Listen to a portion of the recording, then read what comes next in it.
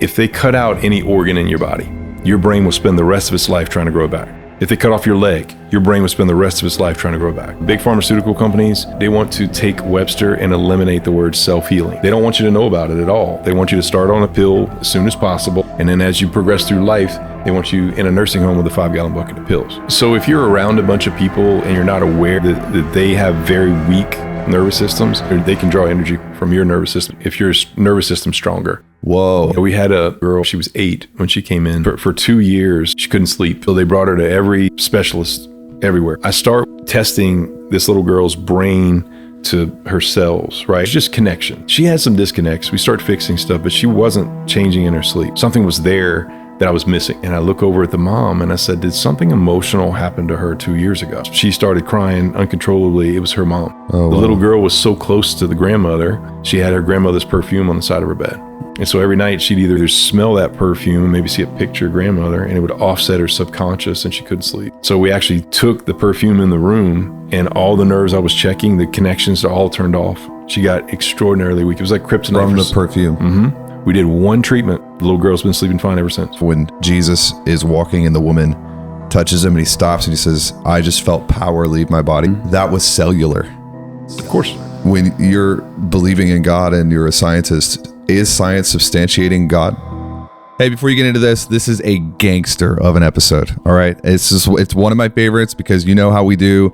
We like to go deep into all the crazy stuff that no one talks about. So we have a guest with us. His name is Dr. Chris, and he's a chiropractor, kinesiologist, quantum neurologist. And we go deep into a lot of the ways that God made the body, how the body heals itself. The first 50 minutes of this is we're kind of in like science nerd fair kind of topics. We're talking about cellular health and energy and physics and nerves and stuff like that. And so it's really good. And I would recommend if you have a difficult time making it through the first 40 minutes, just push pause, let your brain heal, come back. Don't skip it, because it gives you a foundation for everything we talk about at the end, which is the spirituality, the quantum, the faith, the way that God built coherence between the soul, the spirit, and the body. This is one of my favorite episodes if you're in a position where you want to learn how science is really validating scripture and faith. And if you want to learn how the body heals itself, there's a way God made us to work. And to the degree that we can align with how God made our bodies to work, we will experience healing, health, and progress. Let me know what you think. See you in the show. Everyone wants to get to the high places, but if you want to go high, you first have to go deep. We have Dr. Chris Cormier in town today, and Dr. Chris has dedicated his life to helping people restore their nerve function, reclaim full body wellness, from paralyzed patients to people battling chronic conditions, autoimmune, I'm sure anything that can break in the body. You've probably seen it. Yes. And dealt with it. And your thing is cellular optimization and reconnecting the brain to the body. So just a couple of your qualifications. You have a degree in kinesiology from LSU, doctorate of chiropractic from Texas Chiropractic College. You're a nutritional product formulator, which is interesting. Mm-hmm. You don't hear that too often from people in chiropractic. And then you're a quantum neurology practitioner, which very few people probably know what that means. Yes. So we'll explain a little bit of that today. And you're the founder of bodychargers.com. Dr. Chris has a bunch of amazing books: God's Amazing Machine, The Hidden Diagnosis, Feel Better Fast. You should look them up online. We'll put all of these in the show notes. But we had dinner last night. You blew my mind. I'm sorry that you weren't able to eat. It's okay. Because I was pestering this man with questions. My wife afterwards was like, you realize he was trying to eat. I was like, I don't know why he was doing that. I was trying to get my questions answered. But thank you for being here. Thanks for making the trip. Thanks so much for having me. Yes, yeah, amazing. Cool. How did you, everyone has a story about how they don't stumble into it through one linear thing. How did you get into this? When did you know you wanted to get into the health space? I started in hindsight, it always helps to kind of reflect back to where you were. And I remember being, 10 years old, my great grandmother would get these headaches, migraines, mm-hmm. and I could walk up and feel where the headache was with my hands, and get rid of it. And maybe she was making me feel good. How old were you? 10. 10. Yeah. But I could literally with my hands feel something that wasn't right. and get rid of it. And so I think I kind of explained in the Cajun culture, there's something called traiteurs, and it's where they pray over people to heal them. And so one of my great grandfather was one, and he was a medicine man also. My grandfather would tell stories of how I'd just go and get roots for conditions and help people heal all these different conditions back then. So I think it's kind of ingrained in me. And then my immediate family was very medical, and I just didn't like it. I saw some crazy stuff that I knew I wanted to be in some type of alternative health and focus on this amazing body and how it should heal itself. So it kind of started that way. And then when I got to LSU and got in kinesiology, one of my buddies said he's going to chiropractic school, and I was like, wow, what is that? And then I started researching. I'm like, that's where I want to go. Nice. And it ended up there, and then kind of got through chiropractic school, and they taught me all about the nervous system, which was great. And they said, hey, just straighten all the bones and all the nerves turn back on. And so I did that probably the first, 7, 8, 10 years, and just didn't see the results I wanted. And then started expanding and looking for better, and just found like once you, I think too many healthcare providers kind of stay in a closed box, and you go to your school, you spend all this money in school, and you never want to change because change is uncomfortable. And so for me, I was always the type where I'm like, if it's going to give me results, I don't care. I just want to find results. Yeah. And so I discovered this one guy around 2007 or 8, and his wife went to see a massage therapist, and they were 28 years old at the time. And basically his wife was 100% normal. They had no kids. Massage therapist stretched her back too aggressively. She felt a pop in her back, and the next day she couldn't feel her legs. So husband tried to fix her. All the chiropractic techniques were taught. Nothing worked. And then he brought her to advanced chiropractors. Nothing worked. And he brought her to neurosurgeons, and they all said it's permanent. They couldn't see anything pushing or pinching any of the nerves in her back, but yet she was paralyzed. So he went home, and he's like, I'm not going to take that. He's like, so many people focus on chemistry and biology in the body, but they don't focus on physics. And so he actually invented a method to restore power from her brain to her legs and got her 100% better.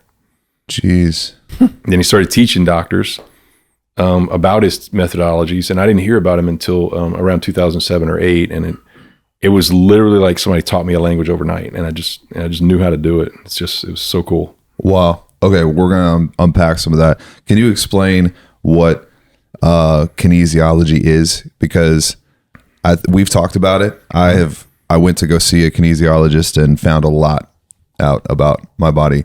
But when I've tried to explain it, I haven't been complete. And so how would you describe what kinesiology is? It's the study. It's more of like the human movement science, like the study of movement. And so when I did that at LSU, it was a great foundation for me, but they taught me a lot about muscles, right? And I didn't really understand the muscles don't work without your brain and a nerve connected to the muscle. So that kind of blew me away when fast forward at chiropractic school, they taught us a lot. So when I was at LSU kinesiology, they taught us a lot about the muscles, and I got to chiropractic school, started learning about the nerves, but then the applications to help the nerves, they didn't give me until I heard about what this guy was doing. And then I was really able to connect the body. So, and literally the better connected your brain is to your parts, the better you function. And so would it be accurate to say that the nerves are kind of like information systems that get into the muscles, and your brain's got to be able to find them? Is that what's happening? It's your power system. Your brain's your power company. And literally it has to power up 30 trillion cells throughout your body. Where are we getting the power? Where's it getting the power from? So you obviously get power from sunlight, and light sources. You get power from foods and drinks. You get power. You can even lose power from people around you. You get the environment can take power. Emotions can take power. So we have all these, even a physical, let's say I go lift logs for an hour. I'm going to lose power. So your body has to regenerate and get it back. And there's all kinds of ways you can do it or not do it. How do you lose power from being around people? So if you're around a bunch of people and you're not aware that they have very weak nervous systems, it can draw they can draw energy from your nervous system if your nervous system's stronger. It's just literally each person's a power company. Is that like co-regulation, like where your nervous system's helping other nervous systems? Whoa. Okay. What?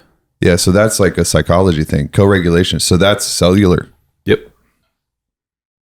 Wait. It's like power companies. So what's the body doing? Is it like almost like transferring like electricity between one body to another? Yep. Like, how would you explain it? Let's say you have a weak one and I have a strong one. What would be happening between us? If you're not aware in your body, so I noticed this when I first started getting into this technique, and I'd have patients come to see us with a list of conditions that were just horrendous, all the different things they had. If I didn't protect my body from them, they would suck all of my energy out, and I couldn't see another patient, right? Dude, wait. Okay, so co-regulation is usually taught as like only mental, emotional, but you're saying it's cellular. Yeah, absolutely. What the freak, dude? It could be an environment. It could be physical. It could be another. Yeah, I mean, it's just we're this energetic being. You're a power company, and you're walking around, and your brain is trying to maintain 100% power to 30 trillion cells, and you got physical.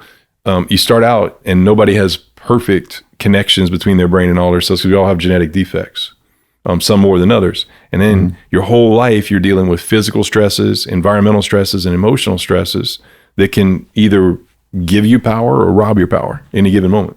Okay, so I'm like going way off my notes for a second. Oh, no. How do we protect ourselves from someone else using our power to deal with their stuff?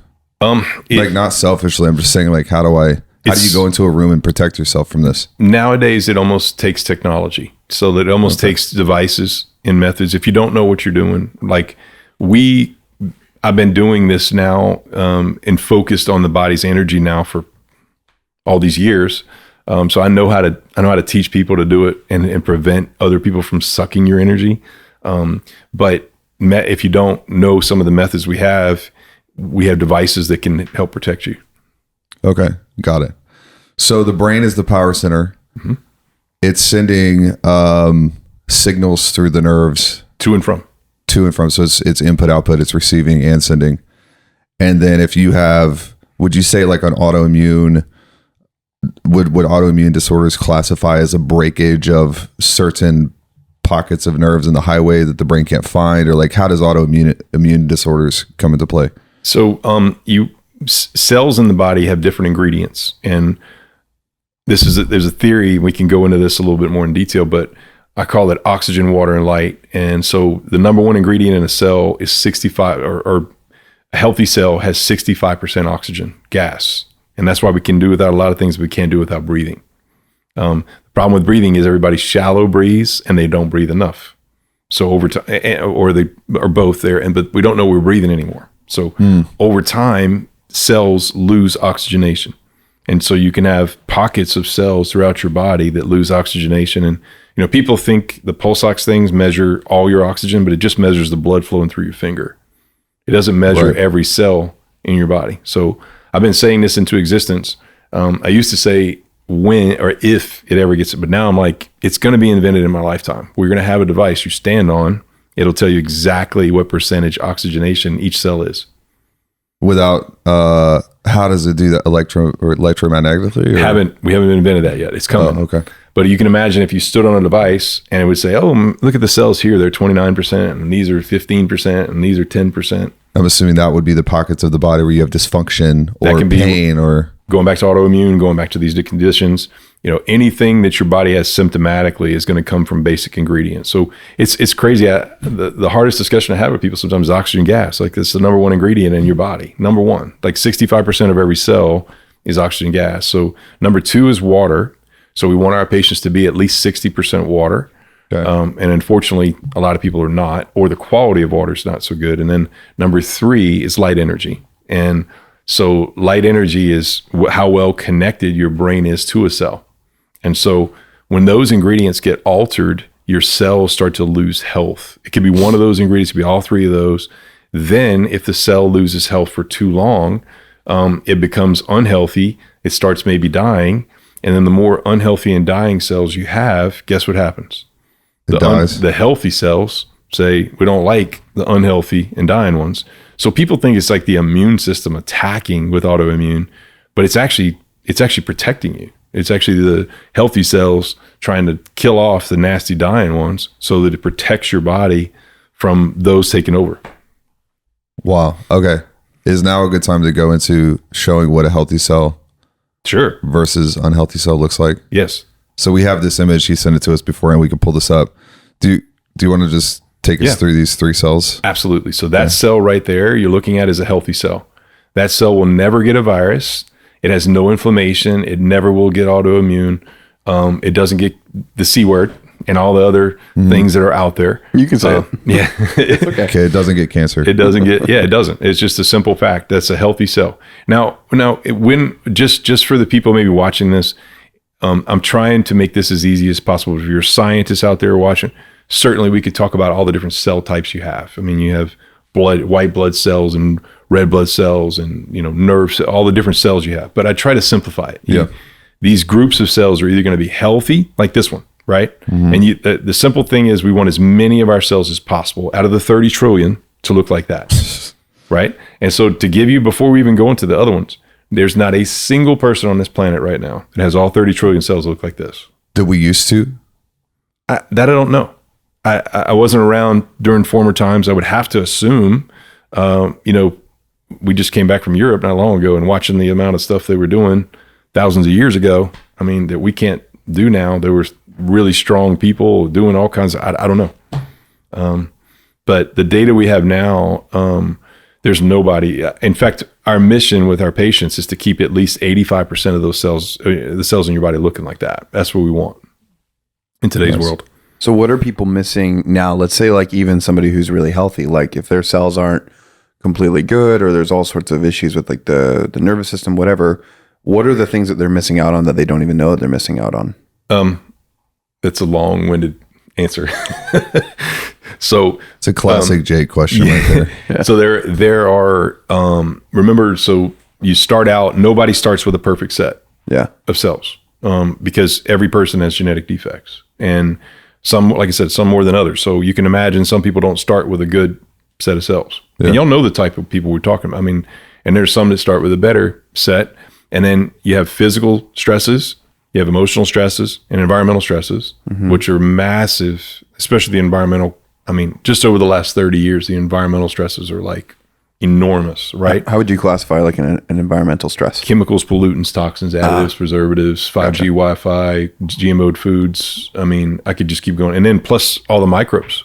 I mean, we have viruses, bacteria, funguses, parasites. I mean, there's hybrids nowadays. There's viralized parasites. There's viralized bacteria. I mean, it's really crazy. The fact that we're alive means God built something crazy in our bodies to just keep us alive. 100%. 100%. Yeah. Yes. It's unbelievable the power that our body has. Okay, so we have a healthy cell. Yes. And then we'll put this up on the screen. This is a unhealthy cell. Yes. What's happening to this thing? That cell will get a virus. First and foremost. Okay, so go back to if you just think about the healthy cell, that's 65%. If in a normal world, that cell's 65% oxygen gas. If you scroll to the other one, that one might be 20% oxygen gas. Oh, wow. The first one should be at least 60% water. That one's definitely not 60% water.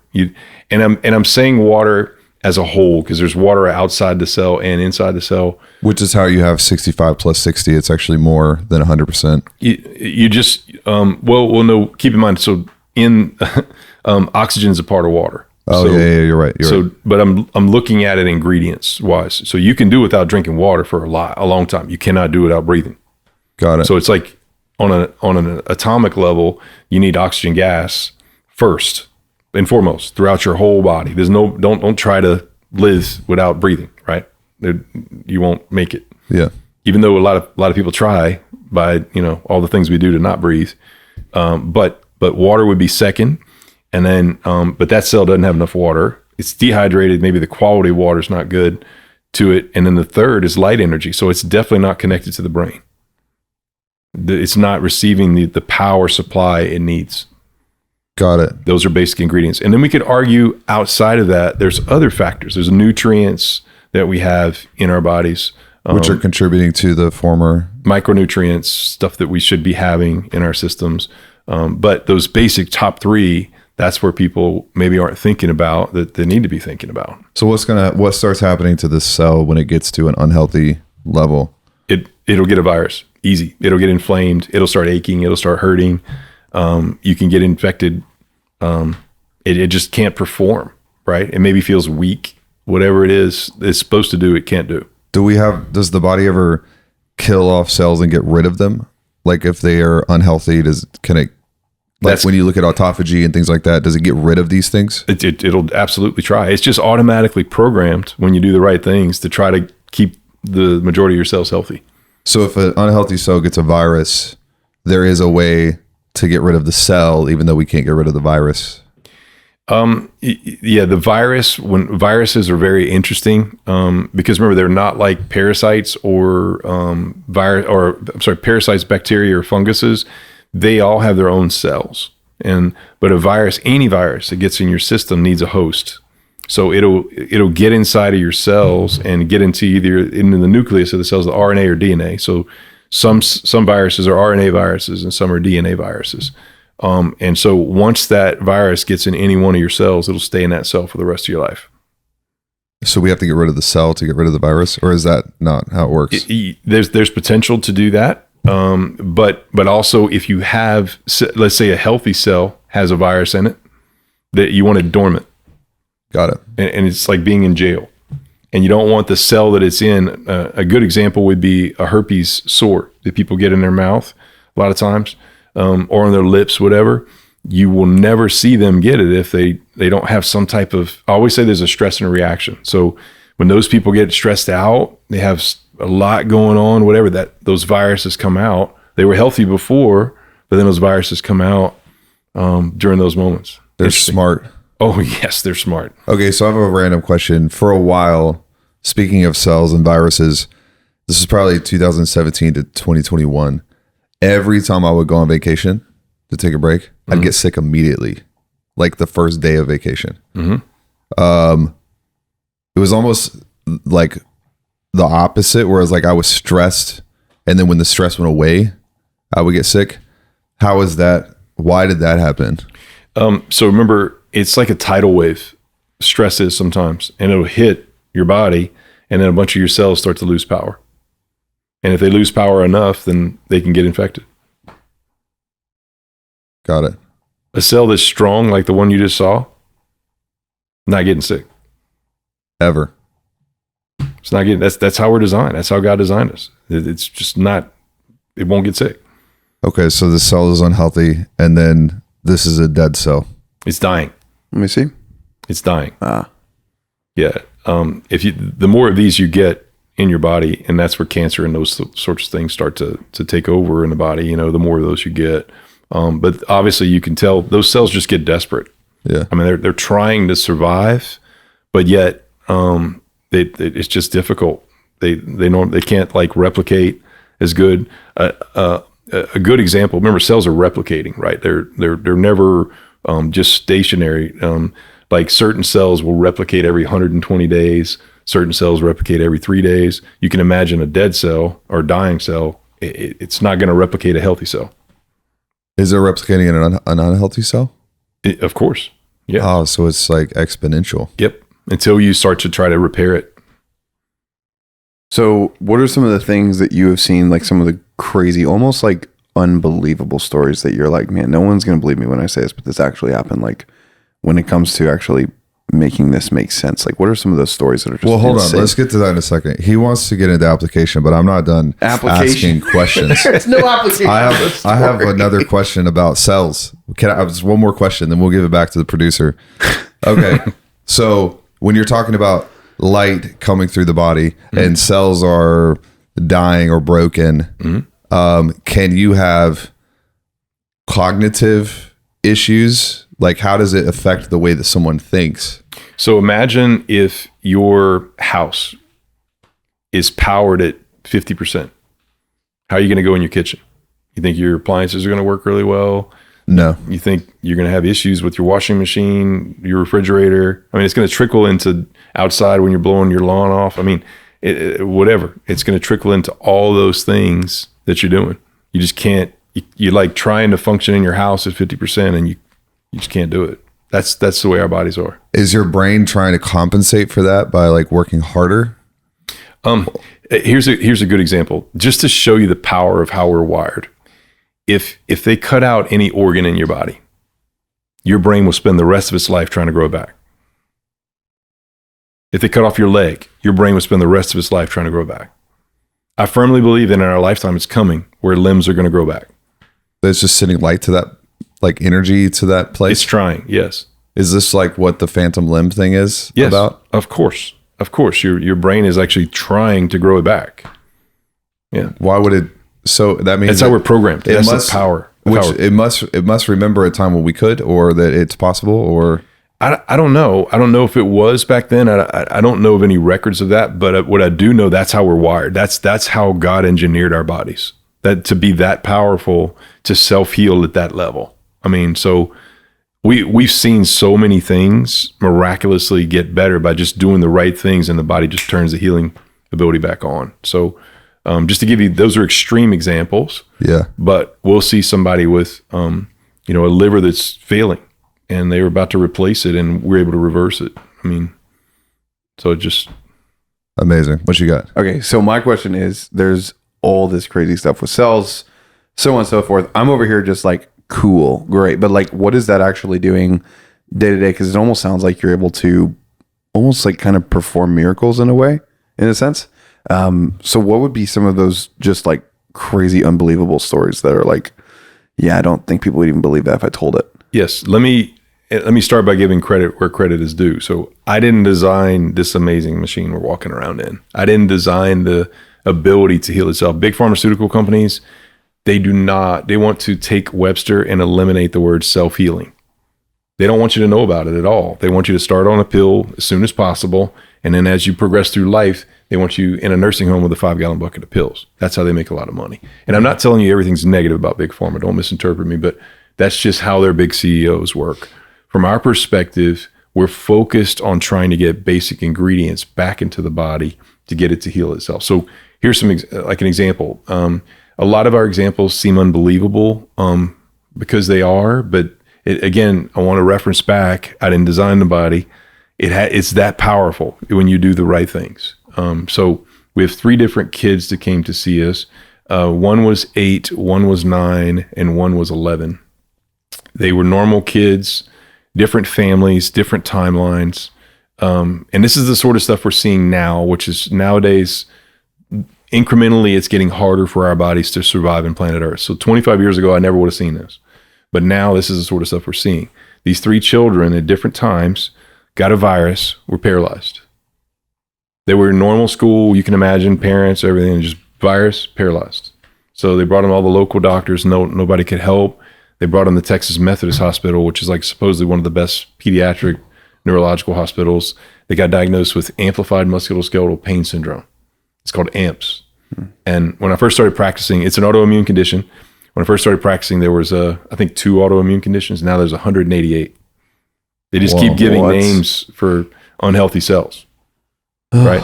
So these kids, they sent them back home paralyzed, and they just kind of gave them a bunch of meds, and that was it. And so that luckily, I don't even know how the parents heard about us, and we literally fixed all 3 kids. There's 0 deficits. They're doing everything they want to do, and they're out in the community. And can you imagine the kid was in a wheelchair, all 3 of them, and then all of a sudden they're running around school? And how did that happen? They don't understand the power of the body. We did the right things to get their bodies to heal, and it totally changed the kid's life, right? Trajectory. Are these machines that you're like? Is it nutrition? Is it machines? Light? Like all of it? Because if nobody has a context for this, yes. What do you actually do? Like without giving the secrets away, I guess. But like, what are you doing with these people? So we're managing oxygen, water, light, and cells. That's the best basic thing. Light, for instance, the measurement we have where we get into the brain, and we have nerve diagrams if you want to see it. The nerve diagram is just amazing how we're built. But yep, This one. Yep. So your brain is your power company. Off your brain, you have your spinal cord that goes all the way down. And that, just to give you representation of how we're made, that diagram, and I hope everybody's looking at it. It's less than 1% of the actual nerves you have, the green. Okay. So you got to imagine every one of your 30 trillion cells is wired to your brain. So if I drew all the green nerves you have, that would be three-dimensionally solid green all the way to microscopic. Is that wild? That's wild. That's a lot. Wow. Whole life, your brain is trying to maintain 100% power to 30 trillion cells. It's impossible. There's too much interference in today's world.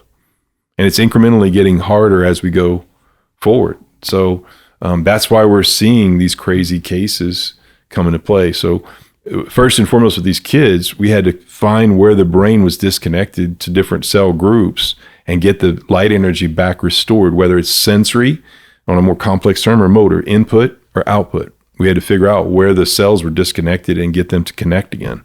And then, one of them in particular, he wouldn't even get out of the car. He was so traumatized that he had been through all these blood work and scans, and they didn't know what to do with the kid. And he was so traumatized, I had to go work on him in the car to start.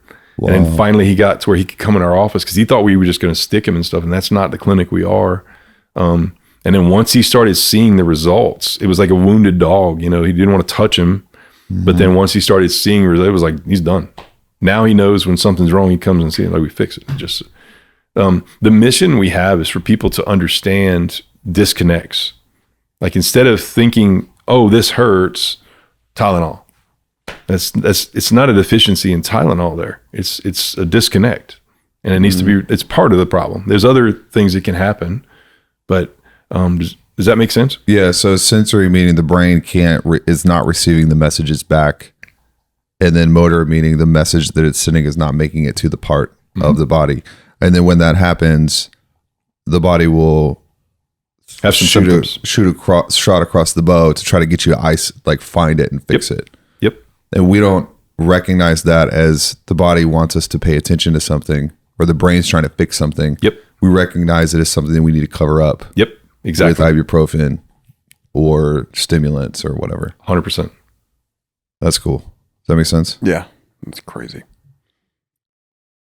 What are you giving me that look for? Are you done? This is one question. Where do you want to go from there? Can we start with a high level overview of how God built the body? Because you were talking to us about frequency. Every organ has a frequency. Mm-hmm. I've never heard anybody really teach about frequencies before. We have light. Not a lot of people are talking about light. Yep. So when it comes down to, we understand that there's nerves and all of this stuff, but what types of data are in the body? So frequency, for example, can you talk about what that is and what it means? Yeah. So frequency essentially is like a guitar string. So if you look at a guitar and you have all the different strings, each one should sound a certain way if it's tuned up properly. And I'm not a musician, so I have no idea, but a musician can go up to a guitar and say, oh, that one's off. And they'll make an adjustment to it. Yep. Mm-hmm. That's what frequency is. So essentially your heart has the cells in your heart have different frequency than the cells in your thyroid, than your red blood cells, than your white blood cells, than your femur cells. They all have different frequencies. And unfortunately, all the stuff around us will the interference we talked about, the physical, emotional, and environmental interference can disrupt frequencies in cells. And literally they're off tune. And it may just be 100 cells, 1 million cells in your heart. And it just trickles into more and more cells losing their frequency. It's like a radio station. Let's say the cells in your heart should be 98.1, and if they're 100.3, they can't do their work.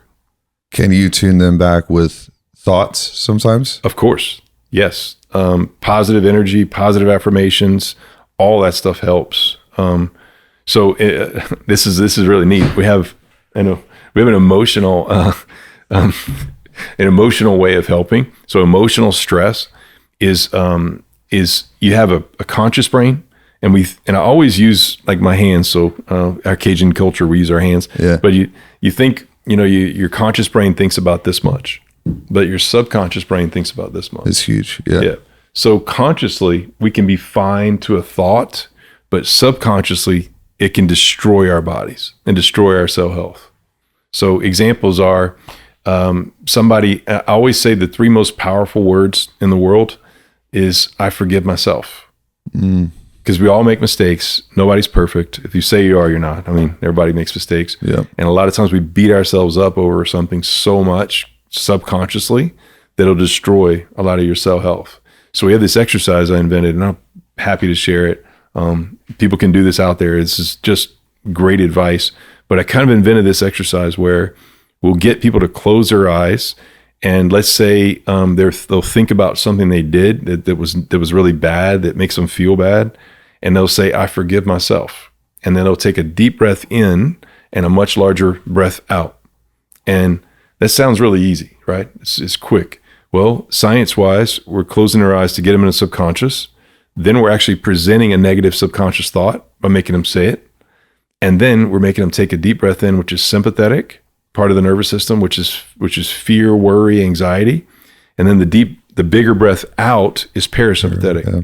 calming, healing, relaxing, digestive, sleeping. So it actually resets a negative subconscious thought to in the nervous system, real time. Nice.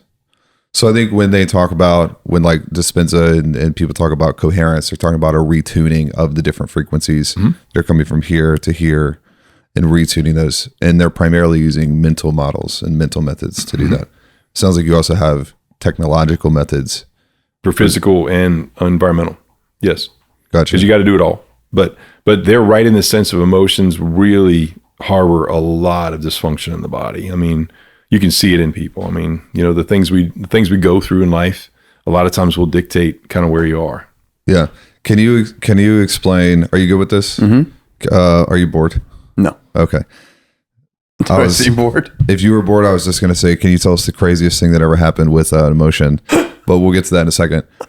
Can you explain the parasympathetic versus the sympathetic and how to activate parasympathetic when necessary? Can you look at the diagram on the parasympathetic? That way people can see it. I'm so visual. In my office, we have diagrams all over the walls. It's real time. With 2 of them next to each other. Yep. Got it. Yeah, so the diagram on the left side is the sympathetic side. That's the side that's, you have to have, let's say you're driving down the road and somebody pulls out in front of you, you got to stop, right? So it's surviving, worried, fearful, anxious. Quick twitch. Yes. Yep. You have to have that side. But the other side, the right side, is parasympathetic. That's calming, healing, relaxing, digestive, sleeping. So we have to have that side. Unfortunately, most people come to see us, and I always use this sliding rule. If you see the middle of there, everybody should be in the middle. You think about it at any given moment in your nervous system, and if it has to go sympathetic, it just comes right back to the middle. And if it has to go parasympathetic, it comes right back to the middle.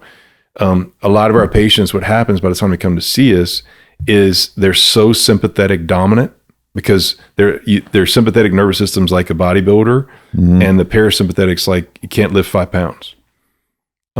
That's what happens over time. And then you can't heal, you can't digest, you can't sleep, you can't function. Make sense? Yep, it does. So if you want to get yourself from a sympathetic into a parasympathetic, is it just breathing, praying? Like, what are the things that you do with people to get them calmed down? Those are great things to do. Scientifically, the way God made us, there's 2 parts of the nervous system. In fact, if you go to the big diagram, nope, that one, yes. Can you see on that diagram, there's only 2 green sets of nerves. Do you see that? See, all the rest are yellow? Yep. But you see how they're only on the bottom and on the top? Yep. Those are the only parasympathetic nervous systems or parasympathetic nerves in the body. So the top part, you coming off, those, and you can imagine it's a lot more, but the top nerve, a lot of people have heard about is the vagus nerve. So the vagus nerve is the biggest, it's the most important nerve in the entire body. It's like breakers in a breaker box. It's the most important nerve in the entire body. It starts back here, goes to your tongue, makes you talk. It goes to this little section of your skin here, and it also goes through each side of your neck, and it spider webs into all your organs. What does it do? Calms you down, makes you relax, makes you digest, makes you sleep, all these different things, right? All parasympathetic. So the other green nerves are located at the bottom. They're in the sacral plexus. They're around where your butt is. There's a triangular bone and there's nerves coming off. Those nerves go to your pelvic floor. They go to your privates. They go down into the muscles into your feet. Really just important. They go to parts of your digestive tract. So those are the parasympathetic nerves. And our patients that come to see us, we're able to actually reconnect the brain to those parts of the body that are just very, very weak. In fact, I did one on you yesterday where we corrected, I think it was your right vagus nerve. Yeah, you were messing with it up here. Yep. Can we share what you had me do? Sure. Yeah. So one of our corrections for it, and we actually teach patients to do this sort of stuff. Just be careful if you have any blockage in your carotids or anything like that. But we have patients push down here, and then we have them tilt their head back to kind of stretch out the vagus, and then they'll put their tongue here and make a sound. But I'm going to kind of show an example. We'll take the opposite hand. The vagus runs right here, and then we'll do a guitar string. I call it guitar string, and so I'll do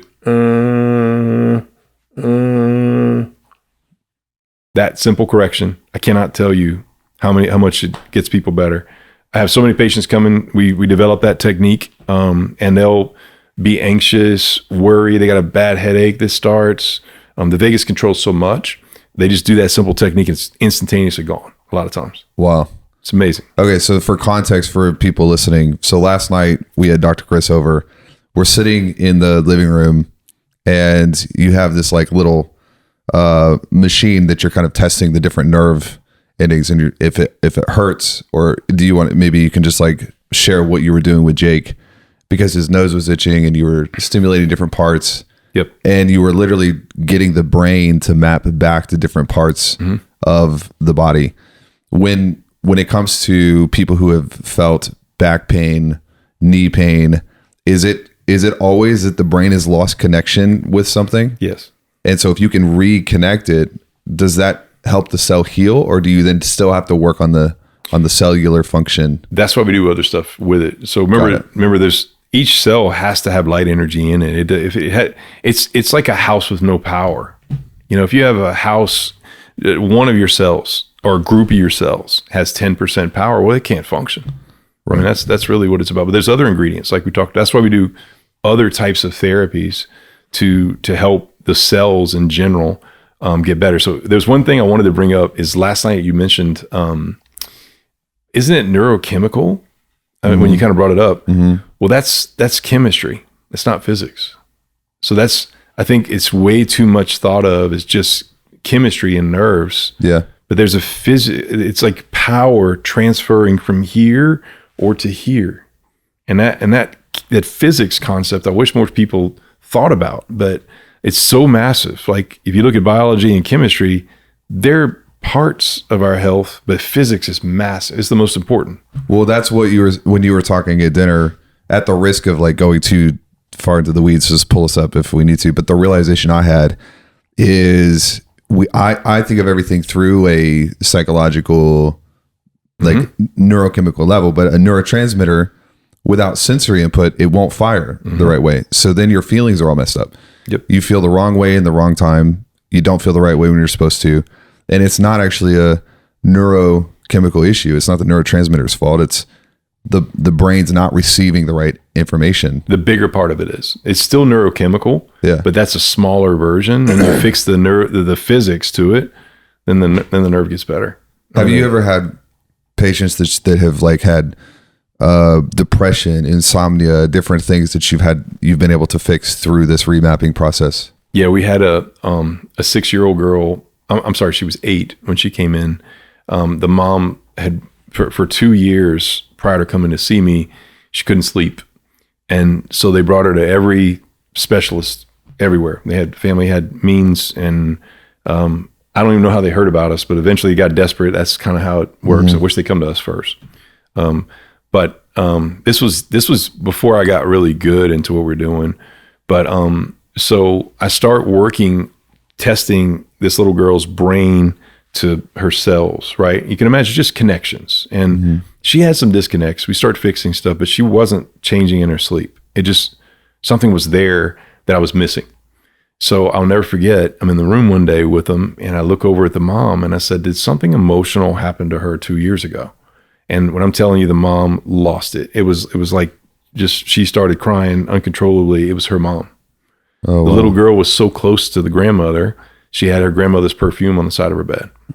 And so every night she'd either go to bed and either smell that perfume and maybe see a picture of grandmother, and it would offset her subconscious and she couldn't sleep. So we actually took the perfume in the room, and all the nerves I was checking, the connections are all turned off. She got extraordinarily weak. It was like kryptonite. From the perfume. It's like kryptonite for Superman. And we strengthened the nervous system up to the perfume. And we took a picture of grandmother and strengthened her to grandmother, right? Because when somebody dies, you can't hug them anymore. There's no more physical. So, but that's where her poor little nervous system was. So we did one treatment. The little girl's been sleeping fine ever since. That's how powerful the nervous system is. All right, hold on.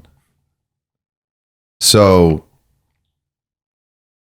was her nervous system, was it, when she smelled it, was it activating like grief or a certain state, risk, loss? It was more subconscious for her. Because when I asked her, you sad about your grandmother? No, I'm not. I'm fine. Consciously, she was fine. Subconsciously, she was not.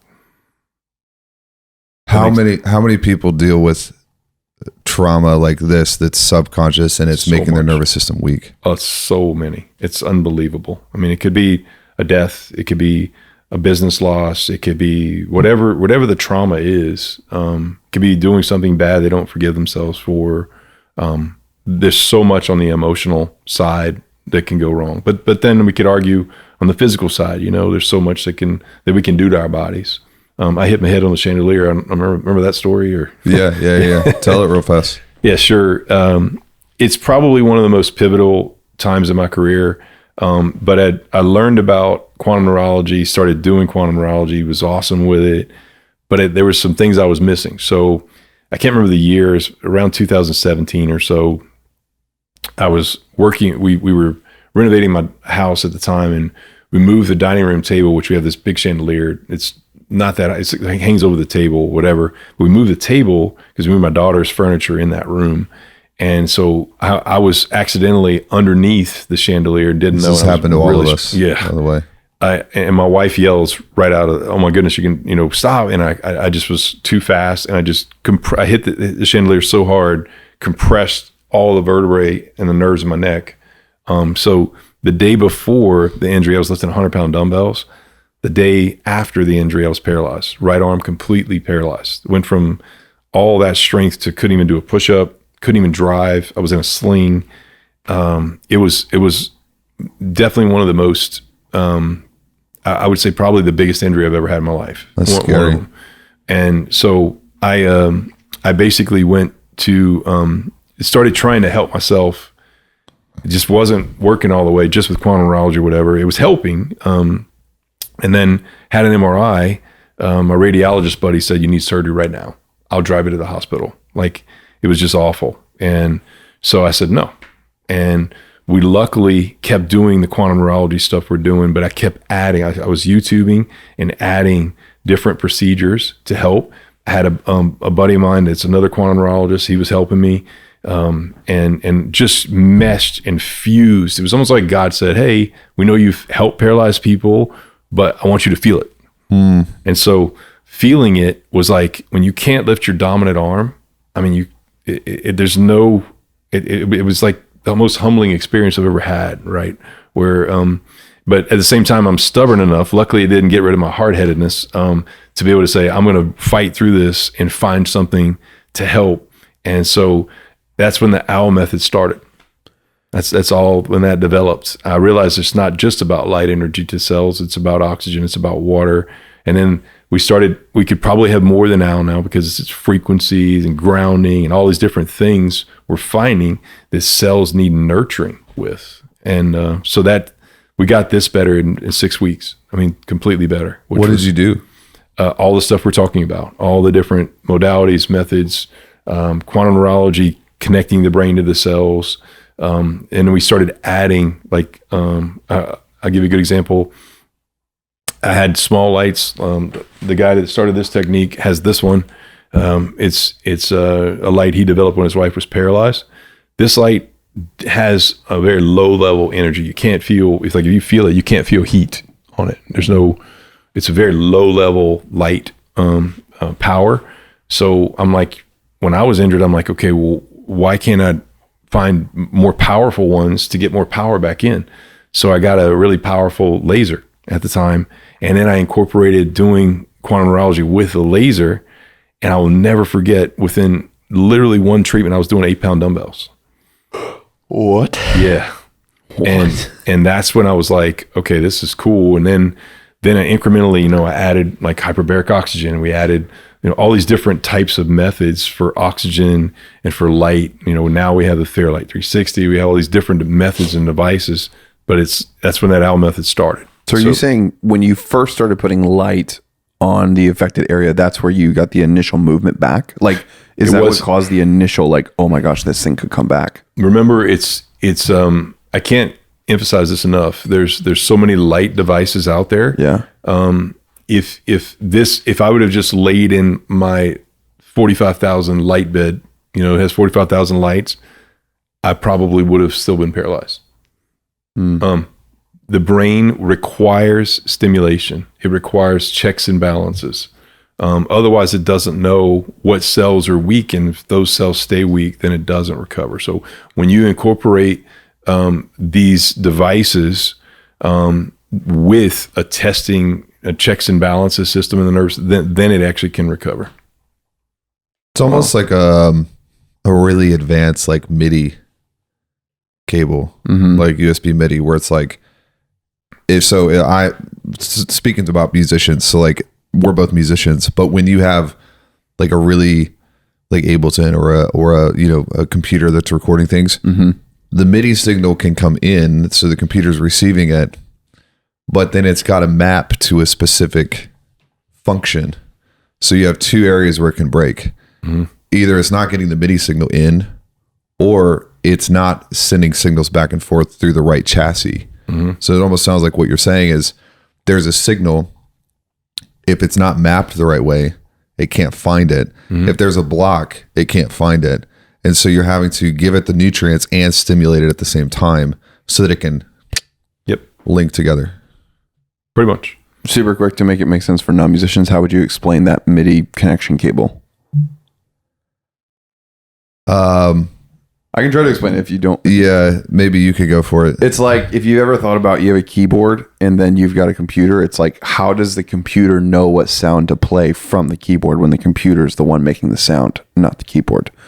So that cable is what's actually basically has all the not notes, but buttons inside of it. You just said for non-musicians, how do you explain it? And then you explain a keyboard. A keyboard's a piano. How do you get more simple than that? Musician brain. All right, you try. It's literally just it's just light energy flowing from the brain to a cell and then back to the brain. Yeah. I mean, that's the easiest way to understand it. I mean, you can just have these disconnects, and if the brain doesn't know it's disconnected, then it may not restore power to the cell, and then the cell loses light energy, and then the cell can't perform, and then it just trickles. So we can improve the oxygenation of cells through breathing. Yes. Heck yeah. Do you have breathing exercises you have people go through? Absolutely. Yeah. What's one of them? So you can there's so many out there. It's actually a pretty good test if you just try to take a deep breath in, the deepest breath you can take in, and breathe out, and do like 10 of them. Like, try doing it. You do 10. A lot of people will get lightheaded after like 3 or 4. You already lightheaded? You start to get lightheaded, stop. 6, 7, a little lightheaded. Okay? Yeah. Stop. Yeah. That's a test to show you that your cells are low in oxygen. I was like 6 or 7. Yeah. Because your body's like, whoa, wait. I wasn't used to that much oxygen. Got it. So don't do this while driving. No, don't do it. So if you do it 10, do you still feel that? Some people can develop where you can do all the way to 30. Wow. Okay. So that's literally, you can oxygenate just through breathing like that. Yes. Now make sure you're in a good environment. I mean, Okay. you got good air in your house, in this studio. But if we're somewhere where, there's a bunch of vaping people around, or, you just have to use your judgment, right? So, Yeah. Okay. that makes sense. Breathing, for oxygen, you have water. Yep. So hydration, would that practically speaking, just drink more water, electrolytes? So filtered, don't drink tap water at all. Filter. You don't like water. fluoride? Fluoride, no. Fluoride's No. great, I thought, for you. No, I'm just kidding. I don't, again, I'm gonna go back and say, we have people patients that work in water treatment facilities. They're trying. They're trying. Yeah. I literally have one of the water treatment patients one time was telling me, when the water gets to the treatment facility, they can identify cocaine wrappers. Wow. What? In the water? In the water. What? Yep. Dang. So you think about, like, they're in the hospital sometimes or wherever, and they got to get rid of meds. They flush it. Well, where do you think that goes? It's got to go back and get filtered. So we not only have prescription drugs in the water, there's street drugs in the water. There's, Roundup, glyphosate. There's so many chemicals. And then they're trying to take all that nasty water they get there and try to make it somewhat clean enough for us to use. Yeah. So it's a huge problem. Do you have water filters, or do you recommend certain ones? There's so many out there. In my house, we use a filtration system called US Water Systems, but it filters the main line coming in. So we have these three gigantic filters. Everywhere's filtered. Got it. Yep. Is Berkey good? I've heard of it. I'd have to go look at it. There's so many out there that you can pick from. What I try to teach people is something's better than nothing. Mm-hmm. Most people are just tap water. They're cooking with it. They're cleaning with it. They're showering with it. And you're going to get stuff in your system as a result. Got it. Okay. So filtered water, more water. They can put hydrogen in it. There's hydrogen tablets you can buy online. One of my buddies has a cone nutrition, and he has these little cone, little packets that you can buy. He's a quantum neurologist in California. Nice. Buddy of mine. You just take this hydrogen, pour it in your mouth, and it produces more hydrogen in your water, helps structure it. There's devices you can get like this little thing. It's called a Qi 1 Pro 2. This little device protects me from Wi-Fi. My whole family has it, but it also structures the water in my body. Do you know what structured water is? It's like energized water. So the Romans, as brilliant as they were, they had an aqueduct built to the mountain, and it would take the water from the mountain and bring it to the city.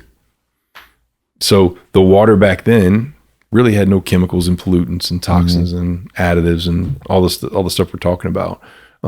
So it was healthier. It was energized with God's earth.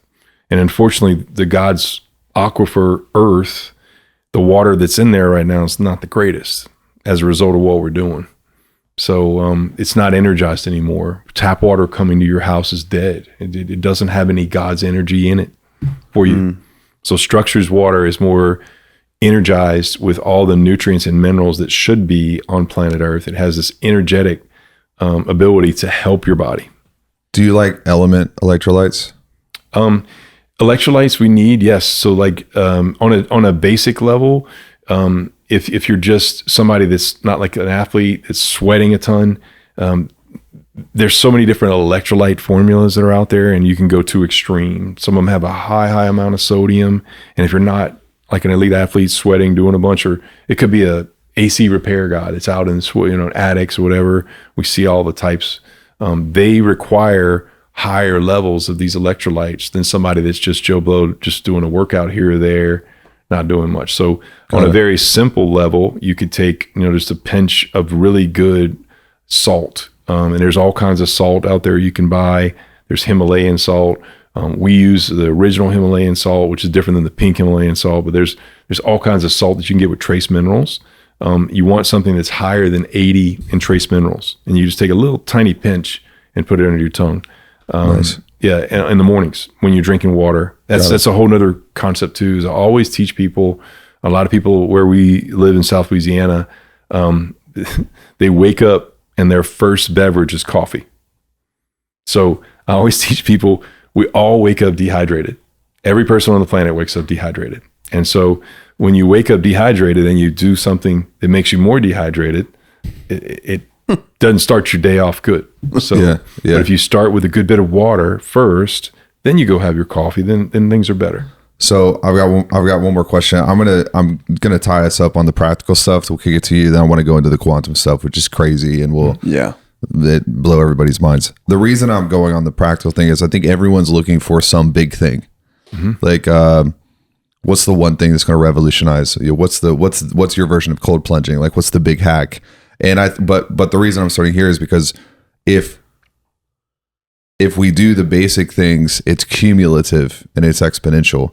So just breathing, hydrating well. So like when I wake up in the morning, I've been doing this for years.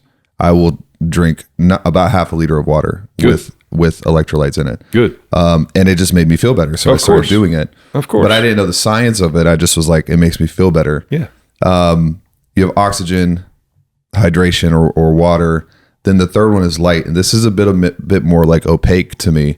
How do you increase the light in your cells? Go outside. There's sunlight. Yeah, of course. Okay. Go outside. 50% of the sunlight is infrared.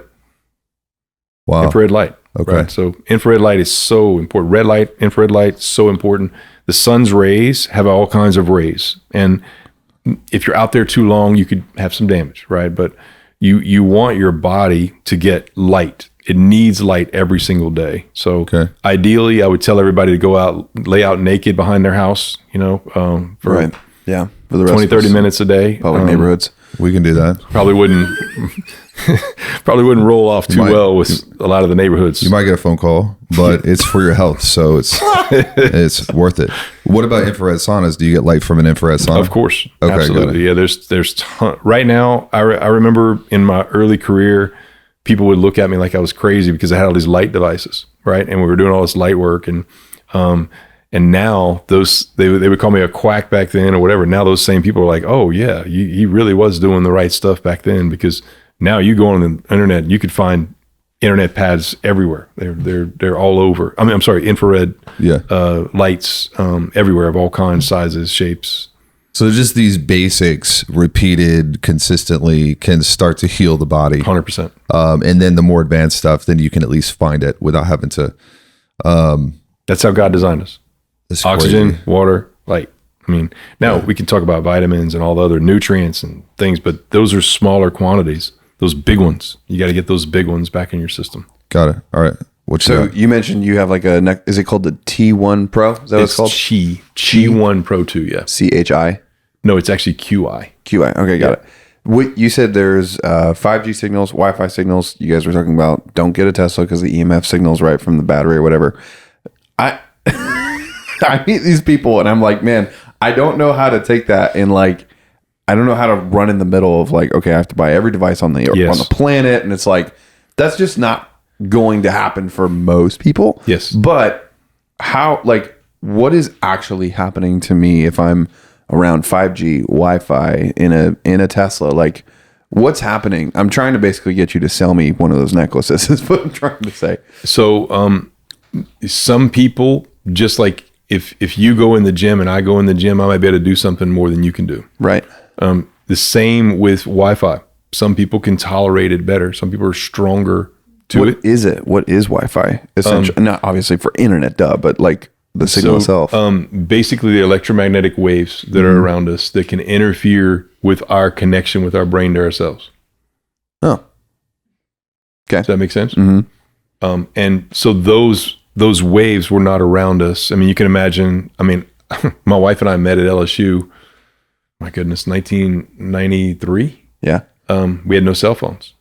And nowadays, I remember the evolution of it all, to 2G and now to 5G. Like, where's it going to stop? I mean, 2G definitely is not as strong as 5G. I mean, it's obvious. 5G is much stronger. So we have to do things nowadays to make our bodies, our cells stronger to these things and have preventative things for help. Otherwise, you're waiting until something you may be strong now, but then another 5 months you may not. So you're saying it's more of a decrease, like it's a slow decreasing effect over time. It can be. It can also be big. Let's say you have something emotional happen, and then the Wi-Fi is happening, and then you got it's multifactorial, right? So you don't just ever have one thing. I'll give you a good example, and this will relate frequency also. I don't think I shared this with you. So I've been using like frequency devices for years, but to give you the magnitude of what can happen, I don't remember when this was. This was probably 15 years ago at least. I had a bite on the back of my leg. I don't know. It was kind of an emotional event. We had semi-pro or college baseball player. We were sponsoring these kids and letting them stay in our upstairs, and it was kind of an emotional event. It happened with one of the kids, and I had to kind of not toss him out, but I had to just say, look, he did some things. We had to get him out. And so that was emotional. At the same time, I got a bite on the back of my leg. I don't know what bit me. And then we had this house in the woods, and we go with some of our friends, and they have the same age kids we have. And one of my in-laws had a dog there, and it was just a Springer Spaniel, and it bit my friend. Like you can imagine, we're in the middle of barbecuing, hanging out. I got this bite on my leg. This just happened. And then we're just chilling out, just relaxing in the middle of the day. And all of a sudden we hear and this dog bit my friend's daughter in the face. So that all happened in such a short span. We came home, had to get the kid to the hospital, take care of her. It was just a massive event. So I go see patients on Monday. This happened. So this was Friday, Saturday. It happened on the dog bite happened Saturday. By Monday and Tuesday, I'm seeing patients. I had 103 fever. I finished seeing patients. So my nervous system my cells crashed. So from a lot of reasons. Yeah. So I start trying to help myself, all the different methods we're using. And I'm in the bed, I'm bedridden. Like I can't move. I can't even get up out of the bed hardly. And so I have a frequency device. It's a big frequency device. It's not like the small high-tech ones we have now. And I'm setting different frequencies to try to figure out, I'm trying to match what I have to see if it'll get better. And it's just not working. I mean, I'm using everything I have, all the different modalities devices. So I ended up scheduling an appointment with the medical doctor for the Friday morning. And for me to do that, it's got to be bad.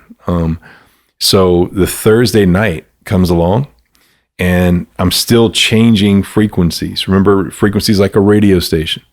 So I end up changing it hits me, and it was God, no doubt about it, West Nile. So I changed the frequency setting to West Nile on my device, went straight to sleep, woke up the next morning like zero happened. What? How and why? It reset certain frequency in my body that was off. West Nile? Yeah, so remember, that's a virus that can affect your cells. And so when I ran this frequency, those cells that were bothered by that virus got healthier. Wow. We're not going to link the studies or anything, but there have been studies on this where they've run frequencies with bacteria and viruses and killed them. The viruses again died. It gets into a gray area where we can't necessarily claim these things. But the real-time patient stories are out there all over where people are doing, and some people would say, oh, it's just in their head or whatever, but it's really, I mean, in that case, I'm going to tell you right now, 100% certainty, I learned the power of frequency. It was like, I mean, when you're down and can't move, and I'm not a small guy, and I'm like, all of a sudden, I walk out the next morning, and I'm like, what the heck just happened? It was just incredible. So nice. Yep. All right, let's change gears for a second. Can I ask one more thing on frequency that I want to hear your thoughts on? Go for it. So I looked up the West Nile frequencies, and they're listed as 20,000 hertz, 322 hertz, 764, 383, 450 hertz. All these. I asked you this last night, but I'd be curious a little bit more in depth, because I think a lot of people are hearing like frequency, and then if you're like me, you're probably going to watch something like this, and you're going to go look on Spotify, go, all right, West Nile frequency, 432 hertz on Spotify, listen to it overnight. It doesn't work, and then you're confused as to why, and you're like, what is like? But you're talking about UF frequency devices, specific ones. Like you even gave me this one right now that I'm wearing at the moment. So these are doing something very specific. What is the difference between that and, I asked you last night, like, what's the difference between that and just blaring these frequencies in my house, like through my sound system? Like, what's the difference, and why is it important to have maybe even a specific device, or what do you recommend? So the devices we recommend now are the small ones in your pocket. They're portable, they're easy. You can use them anywhere. You could be at the grocery store. You could be in your bed, wherever you are. But they're high tech. So basically this technology, this frequency talk has been for years. Einstein in the early 1900s was saying frequency is going to be the future of medicine. I mean, and he's absolutely right. There's some brilliant scientists that have developed frequency devices over the years. A lot of people, Big Pharma wants to keep those on hush because they don't want you to know about those, because a lot of times they often give people tremendous results. But there's so many different frequency. This applies to everything in the alternative world, pretty much in everything in the conventional world too. When it comes to overall health, there's so many rabbit holes you can jump through. Yeah. We've jumped through so many of those, and what we feel like right now we have is the best alternative devices and methods in the world. And why does that work differently than like a speaker playing a certain Remember, frequency of sound? that's just addressing just sound. Yeah. So you have to literally vibration. Frequency isn't just sound. It's like vibration. It's like this encoded God-made energy in a cell. Yeah. That's the best way I can describe it. And when that frequency, it's like a radio station. If it gets a little bit off, maybe somebody else can run just a sound device and it helps. But then maybe somebody else needs something more high tech like what we have. Gotcha. Cool. Thank you so much. Go for it. You can walk through. We're good. How are you feeling? Good. You having fun? Absolutely. Your I love brain this is stuff. your brain is literally a gift to humanity. It's so fun. So I was like, thank you for studying, because this stuff is only found at the end of a lifetime of research. It is. So I appreciate and just you. to clarify, we're still learning. My brain doesn't stop. So I'm not in that mold of stopping. Yeah. We're always discovering. My whole staff, all my team, we're the same way.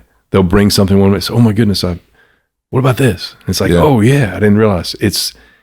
There's so much to yet still be discovered about this amazing machine and how it's made and what it's capable of. So real quick, I was thinking about this while you guys were talking.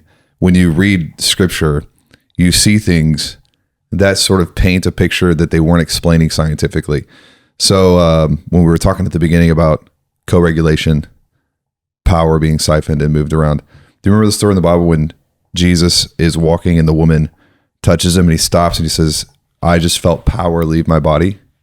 Mm-hmm. That was cellular. Of course. Oh.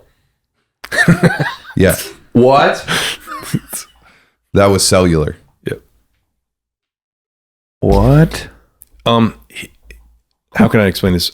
I think I mentioned this to you last night, and I saw, I don't know, y'all kind of freak out, but I can watch a football game and I can tell you what nerves are off and what kids. I mean, it just... Yeah. You were telling us that. We were talking about Joe Burrow.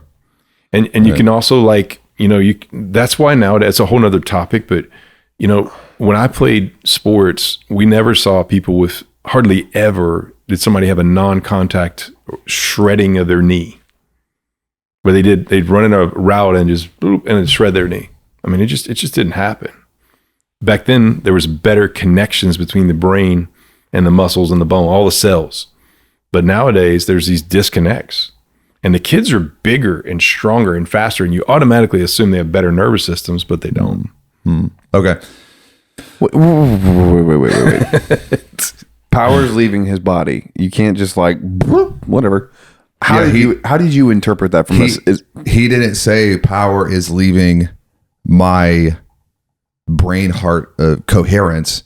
He didn't say power is leaving my spirit. He said, I just felt power leave my body. Yeah. It was what you're talking about. Of course. Someone was sick. He was around. He was not. And power left him to heal her. And he wasn't mad about it. He just wanted to know who freaking touched me, because I just felt my cellular health be transferred and to heal someone else. Yep. Okay, and then Chris, you would say, how would you codify from a scientific perspective where power would come from? What do you mean? You have your power right now. Right. I have my power. He has his power. But you're saying we get more power from the more light we have. Is that accurate? But, yeah, but Jesus. So like, here's hold on. Hold on. You can tell. I'm going to translate. Thank you, Jake, for you for just a second. So this is before I do this. Let me just time out. So you're a doctor. I know the personality. It's like you're not going to say something you can't prove. Yes. In many cases. So I want to just let everyone know, if you're comfortable with this, I want to like loosen us a little bit so that we can get into the realm of theories, because your brain probably runs through these theories all the time. Is trying to figure it out. Yes. So for everything before the show, before this point in the show, you can sort of go find studies to look at what you're talking about. I want to, if we can, take us into a realm where you're like, I've thought about this. We can't prove it, but this is what I think. Okay. Into kind of theories, because I want us to go into the frequency of faith, and how, like, when you look at faith, it is electric. It's reprogramming the anterior cingulate cortex. It's changing your it's creating a lot of. You said viruses require a host. Miracles also probably require a host, and there are different ingredients we have to have. To explain what he's trying to say, the light that Jesus was getting, how did he get enough of it, right? To power all of these things. But the Bible already explains that. Jesus literally said, I am the light of the world. So he was probably just burning with. So can I? Yes. This is going to be cool. Yes. I maybe have never said it this way, but you want to think of each of us having our own independent power companies. Okay. But there's a wireless power company that's God. And so our proximity and connection, of course, charges that. The less connected you are, you don't have an external connection. There you go. The maps, was it levels of maps of consciousness? I think, have you, and everything that, and if I qualify that, everything God made. So all the things that God made around us, like lumens, right? Those are measurements of light. Well, there's certain foods that have higher lumens, biolumens, than other foods. So like Cheez-Its. Yeah. No. You're talking about like grass-fed steak or vegetables. Just think about it. It's so simple. Just God-made versus man-made. I mean, that's really, the more God-made stuff, I mean, God made the sun, right? So we have light devices, because not many people are going to use the sun. So we try to take the good God-made things, and if we have to put it into devices that we make, and get it into our systems. Does that make sense? It does. Yep, it does. Are you good? Just to wrap that up, what I'm getting from that is that you're giving such a practical understanding of why people are so like, this is why you need a grass-fed beef, because you're getting the light through the cow, and then you're getting healthier meat as a result. You're getting all these things, a certain kind of water. And then it's not that you're making these devices to do something like that shouldn't be done. It's like, no, we're just missing so many things that we did have. Now we're having to invent technology to get back where we were. 100%. Which is like, to me, that's so cool. And so many people look at it as like, as soon as they hear the word frequency or light or vibration, energy, whatever, they're like new age. And it sounds so stupid, but it's like, no, we have to get back to the original elements that God gave us. Yep. And so you're using these devices to help people get back to the original place, which is what everyone's trying to do. Everyone's trying to bring us back to Eden. And it's beautiful that this is your way of getting us back to Eden in a sense. It's really cool. Thank you so much. Yeah. Okay, cool. Let's go deeper. Yeah. So, in your work with healing people, I'm sure that there's a just to clarify, we don't heal anything. The body heals itself. In your work with enabling people to let using their the bodies heal resources themselves. to get, Yes. maximize. Yep. There is has there been an element where you've seen a person's belief, thoughts, faith, etc., supercharge that, or sometimes get in the way? Yes.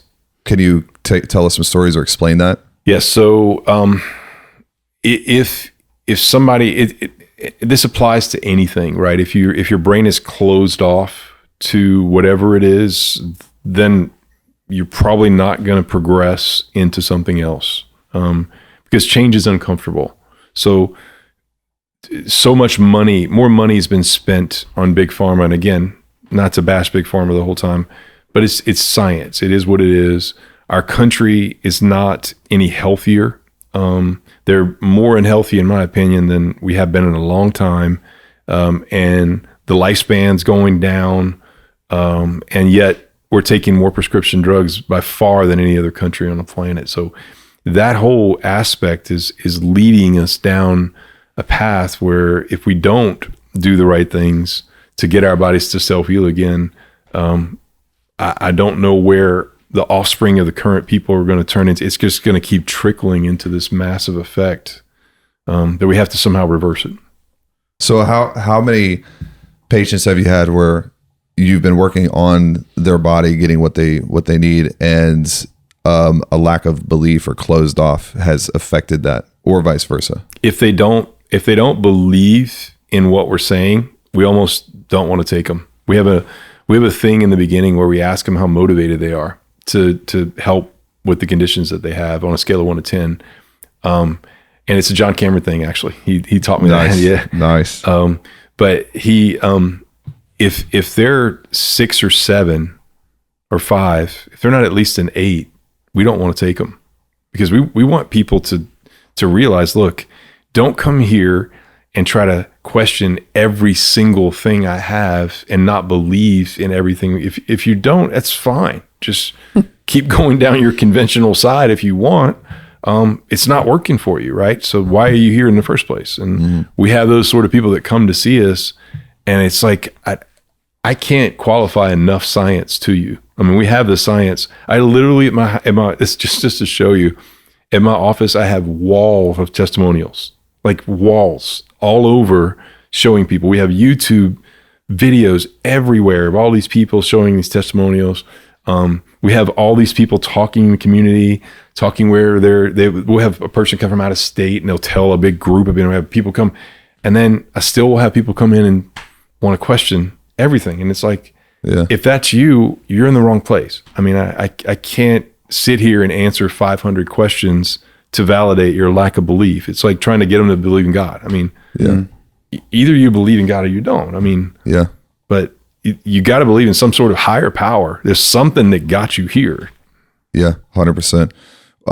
That's from the Bible too. Testimonials are literally from the Bible. It's the blood of the Lamb and the word of our testimony, which is a great tool for people. If you are feeling like you're sick, you don't know what's wrong with you, and you start reading stories about people who overcame it, sometimes there's something mental or spiritual that can the body can start to align with that, and it's a cool tool for us to use. I don't know if you've ever read any of these books about people who were healed, and it's just like I've got a book that one of our friends at church wrote, and it's just like people that were about to die that didn't, they got healed, and you read through that and you're like, man, God can do anything. 100%. And you start lighting up.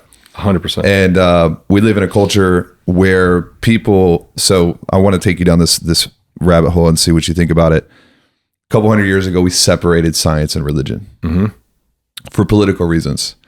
When you're believing in God and you're a scientist, is science substantiating God? 100%. How? I hope everything I've said today does that. It is. I want a scientist's view on this, because you know more of it than I do. So the light energy we have in our bodies, right? I talk about the light. So you think about your cells. You don't want your cells in your body. We have 30 trillion cells.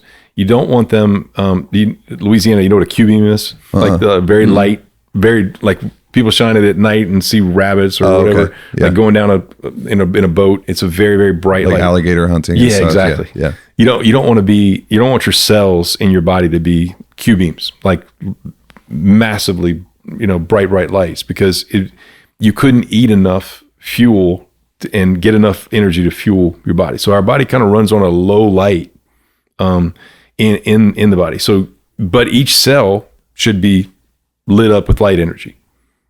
Does that make sense? Yep. Mm-hmm. So that's the science. Okay. So from the spiritual part, a lot of people call that light body a soul. So imagine your soul is all the light in your body, right? So as you can see a vibrant person that is maybe young, youthful, running, they've got a ton of light in their body. But somebody maybe that's had a ton of health conditions, you can see they're not lit up. And so as those conditions progress, less light is happening in less cells. And the less light you get, then the body has to die. So then the light in your body takes off. So it's no longer bound by the physical limitations of your body, and it can travel at 600 plus million miles per hour. Wow. It reminds me of the verse. What's the verse? You can look this up. If your eye is single, your body will be full of light. And we can't see that light, so you could think of it as like the loved ones that maybe have passed, and you can feel them around you at times because they are. The light of the body is the eye, Matthew 6:22. The light of the body is the eye. If your eye is healthy, your whole body will be full of light. That substantiates kind of what you're talking about right now. Yes. What are some examples of when we talk about quantum neurology, when you have almost unexplainable things where people have gotten healed or whatever that don't make sense according to like a Newtonian frame or a medicinal frame, but it makes sense with quantum neurology? Okay, so I could probably go so many different ways here. I think I brought up a story where a guy came to see us, and he had a condition, Ehlers-Danlos, and so basically he had no bicep at an early age, and they said, you're never going to get your bicep back. And so he was very successful down the road. He's the mayor of a town. And so in this town, he's very charismatic, very popular guy. Mm-hmm. Came to see us. He's like, can you get my bicep back? And I'm like, we just started the quantum neurology, so we got his bicep back in 2 weeks. I mean, it was like nothing. What? Yeah, it was nothing. And so he was going around the city, hey, I'm the mayor, and he's showing everybody his bicep, whatever. And so then he comes to see me, and he's like, and this is early on, before I had the stuff we have now, but he says, I have a problem with, my whole life, never had a problem with seafood. And then all of a sudden I developed this allergy to seafood.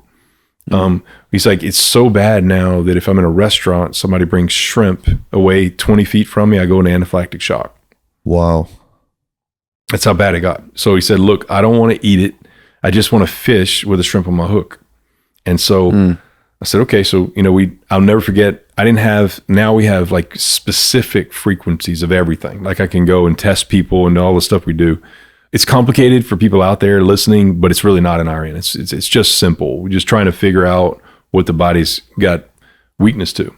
So I had this frozen bag of seafood gumbo, Louisiana, right? That's all I had. I'm like, what do I have as seafood in my office at the time? So people think of allergies like a reaction, right? Well, it starts with a weakness. That's what the allergy is, the reaction. But there's got to be something that's triggering it. So in his case, we tested all his nerve function, and he was really strong. When I got that bag of seafood gumbo, 12 feet from him, all his nerves shut off. It was like kryptonite for Superman. So I went in his nervous system, strengthened his nervous system, and I got it to where I could get the bag of seafood gumbo on top of him, and he was strong. And I said, look, don't eat it. I mean, I know you're stronger to it. So he's like, okay, whatever. So he leaves. We don't hear from him for a couple of months. And then the next thing you know, he calls. And he's like, you're never going to guess what happened. He said, I was at a supper, and they had a bunch of bacon wrapped chicken. So I ate a bunch of the bacon wrapped chicken. And he said, I went and told the cook, man, that's a really good chicken. He said, that's not chicken, it's shrimp. They had a paramedic at the supper, and he's like, I just sat there and I waited. Nothing ever happened. You treated him. What? His nervous system got stronger too. Yeah. Okay, so what about emotional allergies?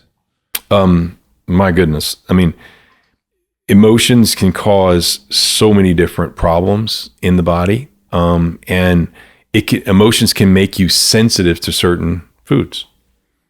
It's like a cascade, and foods can trigger like you can eat something that you're weak to, and you start feeling weak, and it trigger all kind of emotions, right? Or the reverse. Right. You can have an emotion that starts happening. And then, like I mentioned, the emotional trauma with the bite. I mean, that can trigger, or even the perfume. Yep. Yeah. All those are triggers that any type of emotion that's around you that's there. Maybe it's a present emotion, a future that you're worried about, or a past emotion. It's something. It could be a divorce that somebody has happened, and they just around the person they divorced, and right away they feel weak. Right away, because their nervous system, their cells are weaker when they're around them. So we have ways of helping strengthen. I'll make pictures. I'll take them where they pull up a Facebook picture, or I'll look in their cell phone, and as they look at the number, they get weak. You can feel it. Yeah. Oh, I test their nerve. Yeah, we'll find out. And we strengthen them to that real time, to where the next time they look at, because they're going to be, if a divorced person is going to be around their spouse with especially if they have kids, whatever. So we just, all these real life scenarios that are happening to people that we just try to piece together and make you stronger to your environment. I mean, your environment's different than mine, different than his, different than hers. And it's going to forever change, right? So the things you're doing now may change. I mean, what about emotional allergies that didn't come from you, but they were epigenetically transferred to you? Oh man. Yeah. So again, I guess I'll go back to my example, and it doesn't. There's plenty of emotions in this subject, but so I came from a really medical family, right? Medical family. Unfortunately, don't have the greatest relationship with my parents, which my dad is deceased now, but it's come from. That's a whole nother topic in the discussion. But basically, my dad had his first back surgery when he was 19. Wow. Yep. Had foot drop and had nerves in his back that were not functioning well. So after that, didn't take the best care of himself and ended up with another back surgery. Well, the nerves in your lower back also go to your kidneys and your pancreas, some very important glands. And so basically ended up in his early 30s with diabetes because his pancreas was failing. So the power from the brain through the nerves in the lower back to the pancreas started failing. So they ended up with pancreas issues, diabetes. Didn't take care of himself. Ended up with just even more conditions from diabetes. And then they were all medical. And he gave me about 4 years of doing what I'm doing. So where he went from, they said, you're going to need dialysis. And they're like, okay. So he's like, okay, I'm going to give you a shot. And he did. And so we kept him out of dialysis for 4 years. And if he'd have kept doing what we're doing, I think we'd have pulled him all the way through. But he ended up saying, I want a transplant. And they, at 59 years old, I'm 52 now. So at 59 years old, they did a pancreas and kidney transplant, right, at 59. He died when he was 67. So again, when you do this sort of stuff, obviously from my perspective, the emotions involved with that, right, of watching that and then realizing, is that going to be me? And I'm like, no. So a lot of what I've done throughout my entire career is change epigenetics, change the mindset, not only in me and my wife, but in our kids and our kids' kids. You know, I've got a son that's going to go to chiropractic school now, my oldest. He's going to go learn, but he's going to be more advanced, you know, and their mindset is way radically different than the mindset of the generation before me. Yeah. So it's not a one thing that you do. It's got to be a transition, right? You can't just say, oh, I'm just going to change a food and not have this allergy and it's going to, at 5 generations going to be better. It's a process. Yeah. So what's happening in the the field with somebody who is feeling, let's just take the idea of like insecurity, like they have an emotional allergy to anything that makes them feel like they don't know how to do something, and their body's getting sicker. And like, is there a scientific, can we quantify it in terms of like when you're around somebody who's really insecure, you can feel it and you start feeling insecure. And so it's almost like a mimetic hyperimitation going on. Is that scientifically sound? Yes. So the emotions are transferring. The people you surround yourself with can make you become who they are. and vice versa. You mean cellular, like literally? Yeah. I on purpose nowadays have a small circle, and I want to surround myself with people who are like-minded. Yeah. I just do. I don't really have time for people that are not thinking the way I'm thinking. So that's why our conversation is so great, because all of you think that you're liking what we're saying and agreeing and making it easy, where I feel like this is easy. Honestly, it's just an easy thing. Like it just, and I feel like everything we're doing is all science oriented. Yeah. So I feel like people should get it and understand it. I'm not lying. No. But you can go ask any scientist in the world and say, what's the main ingredient in a cell? And they don't tell you oxygen gas. They're lying to you. But yet that's not common. Like knowledge. People We're don't not taught think, that. but that's the number one ingredient in your cells. Yeah. That's also in the Bible. The walk with the wise, you become wise.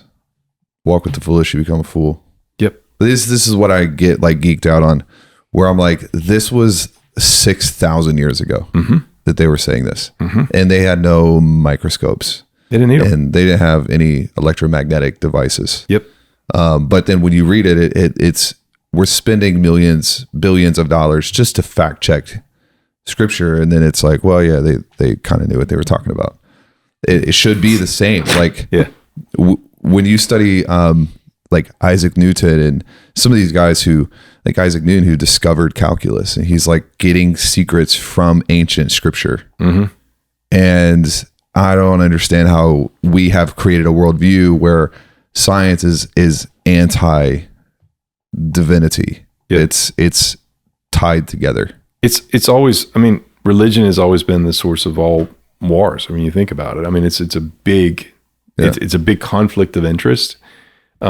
If you notice, when I wrote God's Amazing Machine, I never mentioned Jesus, because I want to unify everybody. I want everybody to understand they have a higher power, even though I believe in Jesus, right? So, funny story on that. Last night after we left dinner, my wife, who has an incredible, impeccable read on people, she always does. She was like, I like him. She's like, is he like a Jesus person or just God? And I was like, no, he's a Jesus person. But you're very, when you talk about it, you're trying to unify, which we're the same way. Like when we talk about spirituality, it's the kindness of the Lord that draws people to repentance, not the judgment. Yep. We're like, you're doing this wrong. That's sin. This is crazy. It's a unifying approach. you have to. Yeah. In my opinion, you do. But you like Jesus, right? Yes. Yeah, you're a Jesus absolutely. person. Okay. Yeah. Absolutely. Yeah. It's just not in the God, Jesus, Holy Spirit. Oh yes. Yeah. Absolutely. Yes. Nice. Don't know where I'd be without the three. Yeah. I'm going to keep going unless you want to. I'm good, man. I'm locked in right now. You having fun? Oh, I'm having a blast. Okay. So on that verse, when the eye is single, it's just specific.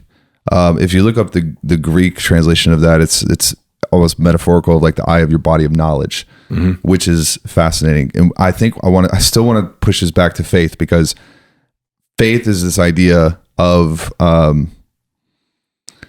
a removal of anything that doesn't align with what you want. It's like an intentional alignment with something that you can't see right now. So it cleans things up. I would imagine that it makes the neurological systems more efficient, cells more efficient. So when you think about the word faith, being a scientist, how do you use faith in everyday life? It's a connection. So the more connected you are with your maker, the better your body runs. And I've actually had moments where, for whatever reason or another, I mean, we all have our stressful moments. You get stressed out. You have things that happen. You got kids. You got this and that, whatever, work. And you start feeling the connection between God get a little bit less. And you're not paying attention to it. Mm-hmm. And as soon as you start to flip it back, good things happen all around. Yeah. Okay. Pretty cool. That's pretty cool. When Jesus said, so there's a couple verses where you can see like Jesus talking about light a little too much. Didn't make sense. Not at all. Back then, but now you understand. Yes. So he said, I'm the light of the world. Then Paul talks about like in him, basically everything is made. Is there a case to be made that Jesus being God is a particle, it's light. It's a type of light that everything runs off of. His connection with God was greater than anybody else in the history of the world, in my opinion. So he was direct to the power company, and he had just this direct, non-adulterated light in his body. It just beamed. Yeah. I've got chills when I'm about to say this, but how is it possible that somebody came onto this planet and changed time? Changed time? He changed time. He changed time. Like the way the years were changed by him. Yeah. Like, how is that possible? It's really important. Do you know how impactful you have to be as one single individual to change time? Pretty up there. How close do you think his connection with God was? Nobody's ever done it again. Well, he said that he was one with it. So it's almost like a extreme entanglement. Yeah, like not a direct just connected, but like the same. Like he's got a direct power cord plugged from God right in it. Like, I don't know how else to describe it. I mean, that's he's the only person ever to change time. Yeah. When he talks about when people were saying he did these miracles and he healed these people, do you think that there's a scientific case to be made that people, their bodies were for the first time operating the way God intended them to operate when he was around? So the miracle is almost like an unexplainable phenomenon. His energy his cellular energy was so bright, he could walk into a room and heal people without even doing anything. So he was over 85%. Yeah. It's because he cold plunged. There was none of that back then. No, they just had rivers. Yeah, they would jump into. There's so many factors involved. I think Jesus is almost proof of if the greater your connection is with God, of the things you can do. Yeah. So I can do all things through Christ. Huh? What about visualization? Do you use any of that, or is there any point in it? Is it healthy? Give me specifics on what you think. There's a lot of different, it's a broad topic. So if you look at like somebody like Joe Dispenza, he talks about how he broke his back.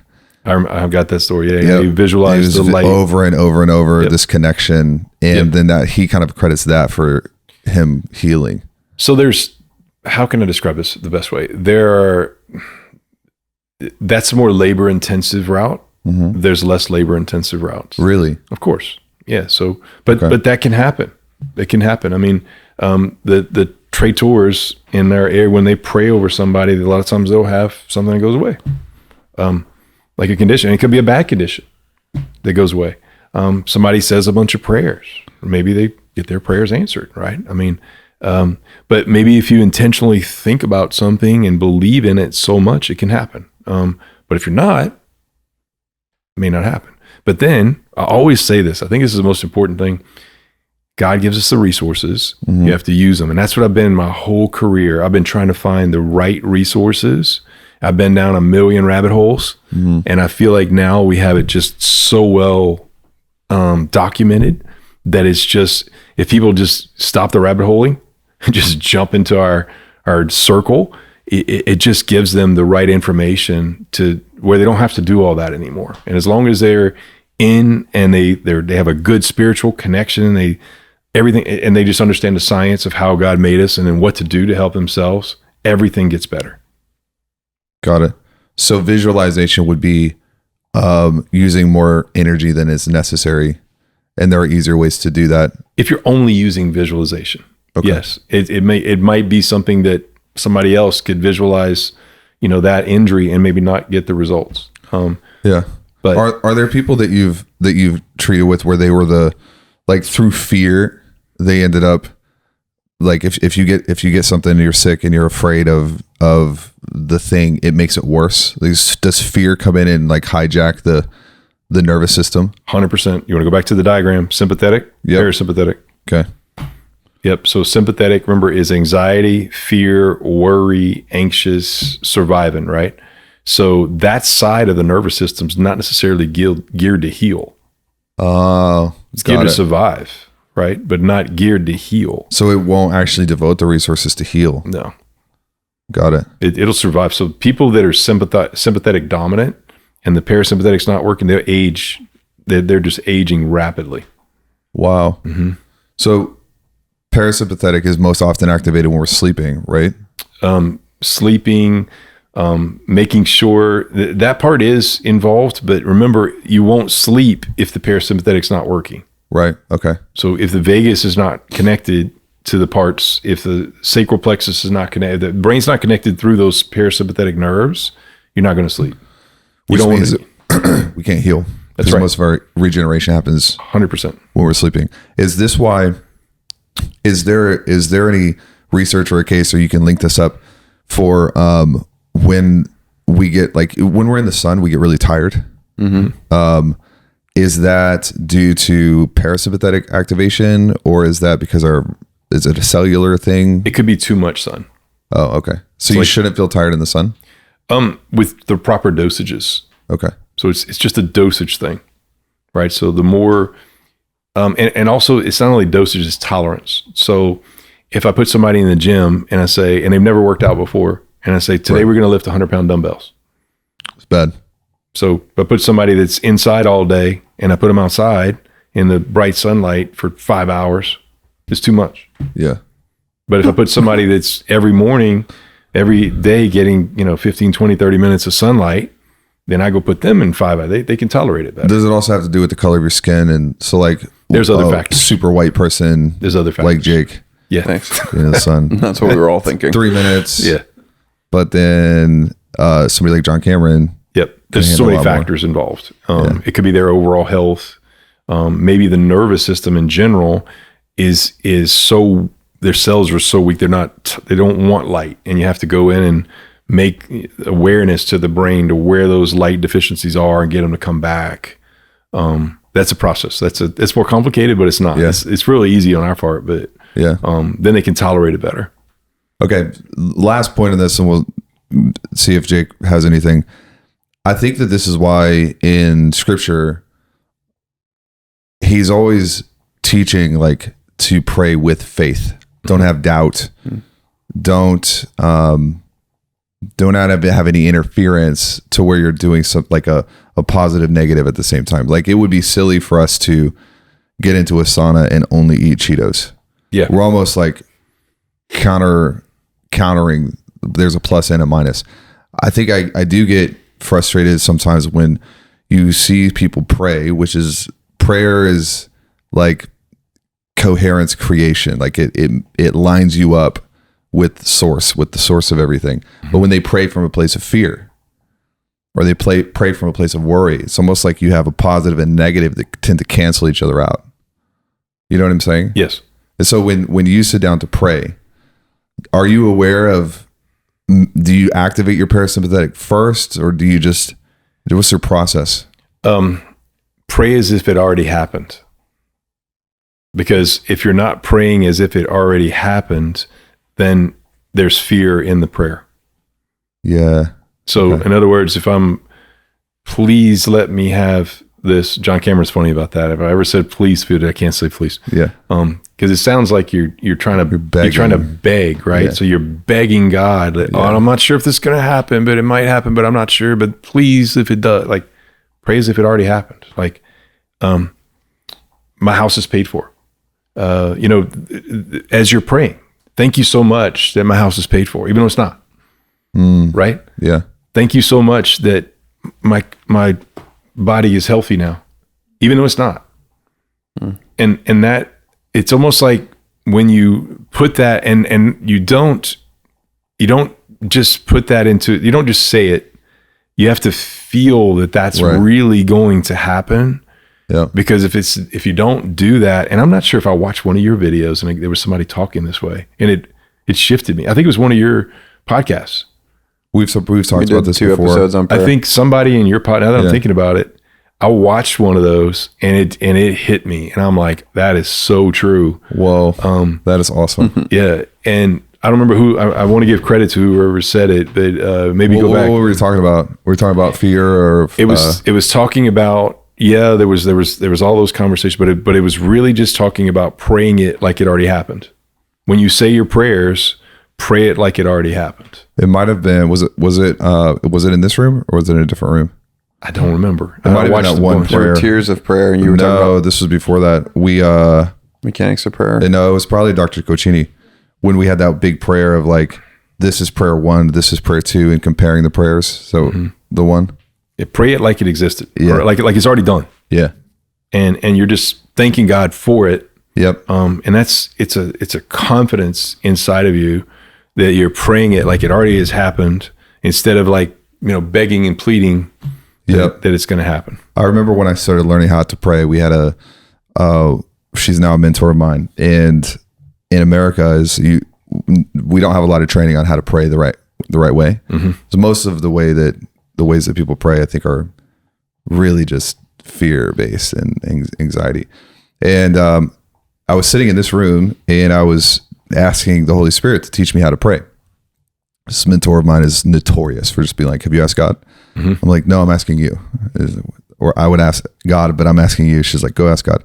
And the Holy Spirit said, yeah, you need to learn how to pray as an enforcement, not as a request. And it's the idea of like, oh, I'm enforcing what God said through my prayers. And I started studying this, and I think this was in the mechanics of prayer around how when you pray as if something's already happened, and I'm sure you studied this, where it's like the executive function overrides the limbic. Yep. And so in the limbic system is like you can explain this better than I can, but when we pray and we're begging for something, our executive function doesn't do anything. No. It's super reactive. Yep. And so even our alignment is all messed up. We're not going to get it. We're just not going to get what we're praying for. There's examples. If you are in a sporting event and you get to it and you think we're going to lose, you're done. Yeah. You're done. It's just your cells know it, and it's done. I mean, you can watch, or you can watch a team winning, and then you can totally watch momentum shift and the other team go flat, even though they're way better than the other team. I mean, it happens all the time. Yeah. There's so much to it that is there. With it taking just our ordinary day-to-day activities, but especially when you put that into prayer, into faith, oh my goodness. I mean, the same it applies. Yeah. We were just talking about this last night because Lindsay has poison ivy, and it's like, she doesn't have it right now, but we got these cats, these dumb cats, man, and they just, they eat the head off of snakes and bring it to us, and they're savages. I don't know. Are you a cat person or a dog person? So we do have a cat and a dog in our house. Okay. In our house, not out of our house. Oh, yes. So why? Yeah, my wife grew up with a cat. She loves them. It's always her wife. Yeah, same here. Yeah, and the dog part. I mean, I think after the kids are out, it's really kind of cool because but there's some negatives. Obviously animals have. That's a whole nother discussion. Parasites and all the stuff they get, but we have ways of helping with all that. But anyway, so they it teaches them how to treat kind of humanely. Treat somebody who treats animals bad is a bad person. Yeah, but they have cellular function at 2%. Yeah. Jeez. But anyway, so yeah, we got these 3 cats because we're on a farm, and so they kill everything. They just, like, one time the big black cat ate the head off of a rabbit and brought it up. We were like, oh my gosh, what do we do with this? Kate, my 6-year-old, hadn't seen it, so we were like, we have to put it in the bag, throw it away. She'll be heartbroken. Yeah. But there's utility to having predators on the farm. Sure. But they get in poison ivy, and Lindsay will get poison ivy from the cats. And I remember 3 years ago, I got poison ivy from mowing the field out here. It was bad. It was on my legs. And it's in the middle of summer. Yep. And poison ivy in the summer is the worst thing that could ever happen to you, because you're hot. It's just awful. Yep. And I remember one day just being like, no, I'm done with poison ivy. I'm just going to choose that I don't have poison ivy and just sort of decide. And I can't prove this scientifically. It went away. It took about 3 days. It went away. And I've walked through poison ivy and just won't get it. And I don't know if that's just I have a special like mental connection or whatever. But I was telling Lindsay, I was like, just say that you don't have it. And it's just like the faith is like, it's an overriding of the way that your body is used to operating, and it flips it. It's an override system. We have patients that exactly what you're saying. It's a fear. Mm-hmm. You overcame the fear. Yep. So we have patients that'll go hunting, and they'll all be in the woods, and none of them will have ticks except for one. It's not because the area they were located, it's because their body was weak and the ticks were attracted. Oh, dude. What? Yes. Dang. It is. They have a sense of attraction. Oh, I'll give you a great example. My wife's brother is married to a girl from Brazil, and they were missionaries, and they lived in Brazil on the Amazon River.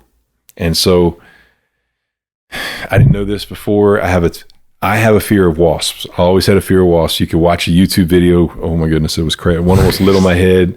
I fell down and knocked a pot down in my house, and I got stung as a kid a bunch of times, and I've not been able to overcome the fear. And they somehow feel that fear. And after this, I'm gonna think about this. I'm gonna have to redo that part of it. But so we got my brother-in-law's brother-in-law to come and paint our house years ago. And I'm outside, and he's painting the whole house, and I'm like, look, there's a wasp nest this big. It's massive. I don't know how many wasps were on it. Big red wasp right behind the gutter, and he couldn't see it. And I will never forget. I mean, he grew up on the Amazon, right? So I'm standing in front 30, 40 feet from the nest, and he's like, oh, where is it? And he just takes off walking straight for the nest. Literally, he goes straight to by this time I'm across the street. I'm like running. I'm like, what are you doing? What are you doing? Like, goes straight to the nest, walks up, grabs the nest, and throws it on the ground. The wasps are just buzzing. He never gets stung. He's like, yeah, you think they're big here? You ought to go to the Amazon. They're like this big. Dang. Oh. Wow. If I would have done that with the fear, I would have been stung 100 times. Yeah, fear attracts. He had zero. It was like, there's nothing. Yeah. There was at least 50 wasps on that thing. It's crazy. Yeah. I've studied a lot of energy and bioenergetics. Mm-hmm. And one of the things that you sort of learn when you're going down that rabbit hole is that there are rules embedded into this system. Mm-hmm. You're talking about them. Physics would be a set of rules. Yep. Chemistry operates according to rules. Yep. Energy is somewhat complicated because it's almost counterintuitive. The rules don't make a lot of sense at first. Yep. But one of those rules is that the energy fields around you can't tell between whether something is I want this to happen attraction or I don't want this to happen. It just recognizes energy signatures. Yep. And so when we are afraid of something, the rules around us are just bending over backwards, trying to give us something it thinks we're asking for. Mm-hmm. And it's like, it's not, when you take your phone out and have you ever texted somebody the wrong person a note? Like, oh, that was the wrong bin. That was the wrong person. Your phone is not fact checking. Is this the right bin? Mm-hmm. It's just following a command sequence. Mm-hmm. And the energy field around us is doing the same thing. It's not fact checking you're in. Do you want this or not want it? It's just fact checking the level of energy that is there. Yep. And when somebody is paralyzed by fear, the code goes, just execute on the overwhelming amount of energy around this thing. Yes. And you bring it to you, whether it's a wasp, sickness, losing a deal. Yep. It's crazy. I'll tell you, nowadays, there's so much interference that mentally trying to keep your faith in check, it's hard. Mm-hmm. Like it's hard. Like there's so many things that people have to do. So over the years, we've tried to find the best of the best to be able to help. And like one of the things we're about to add in our clinic is something to change chemistry. Because what I've noticed is we do a ton of work on physics, which is fantastic.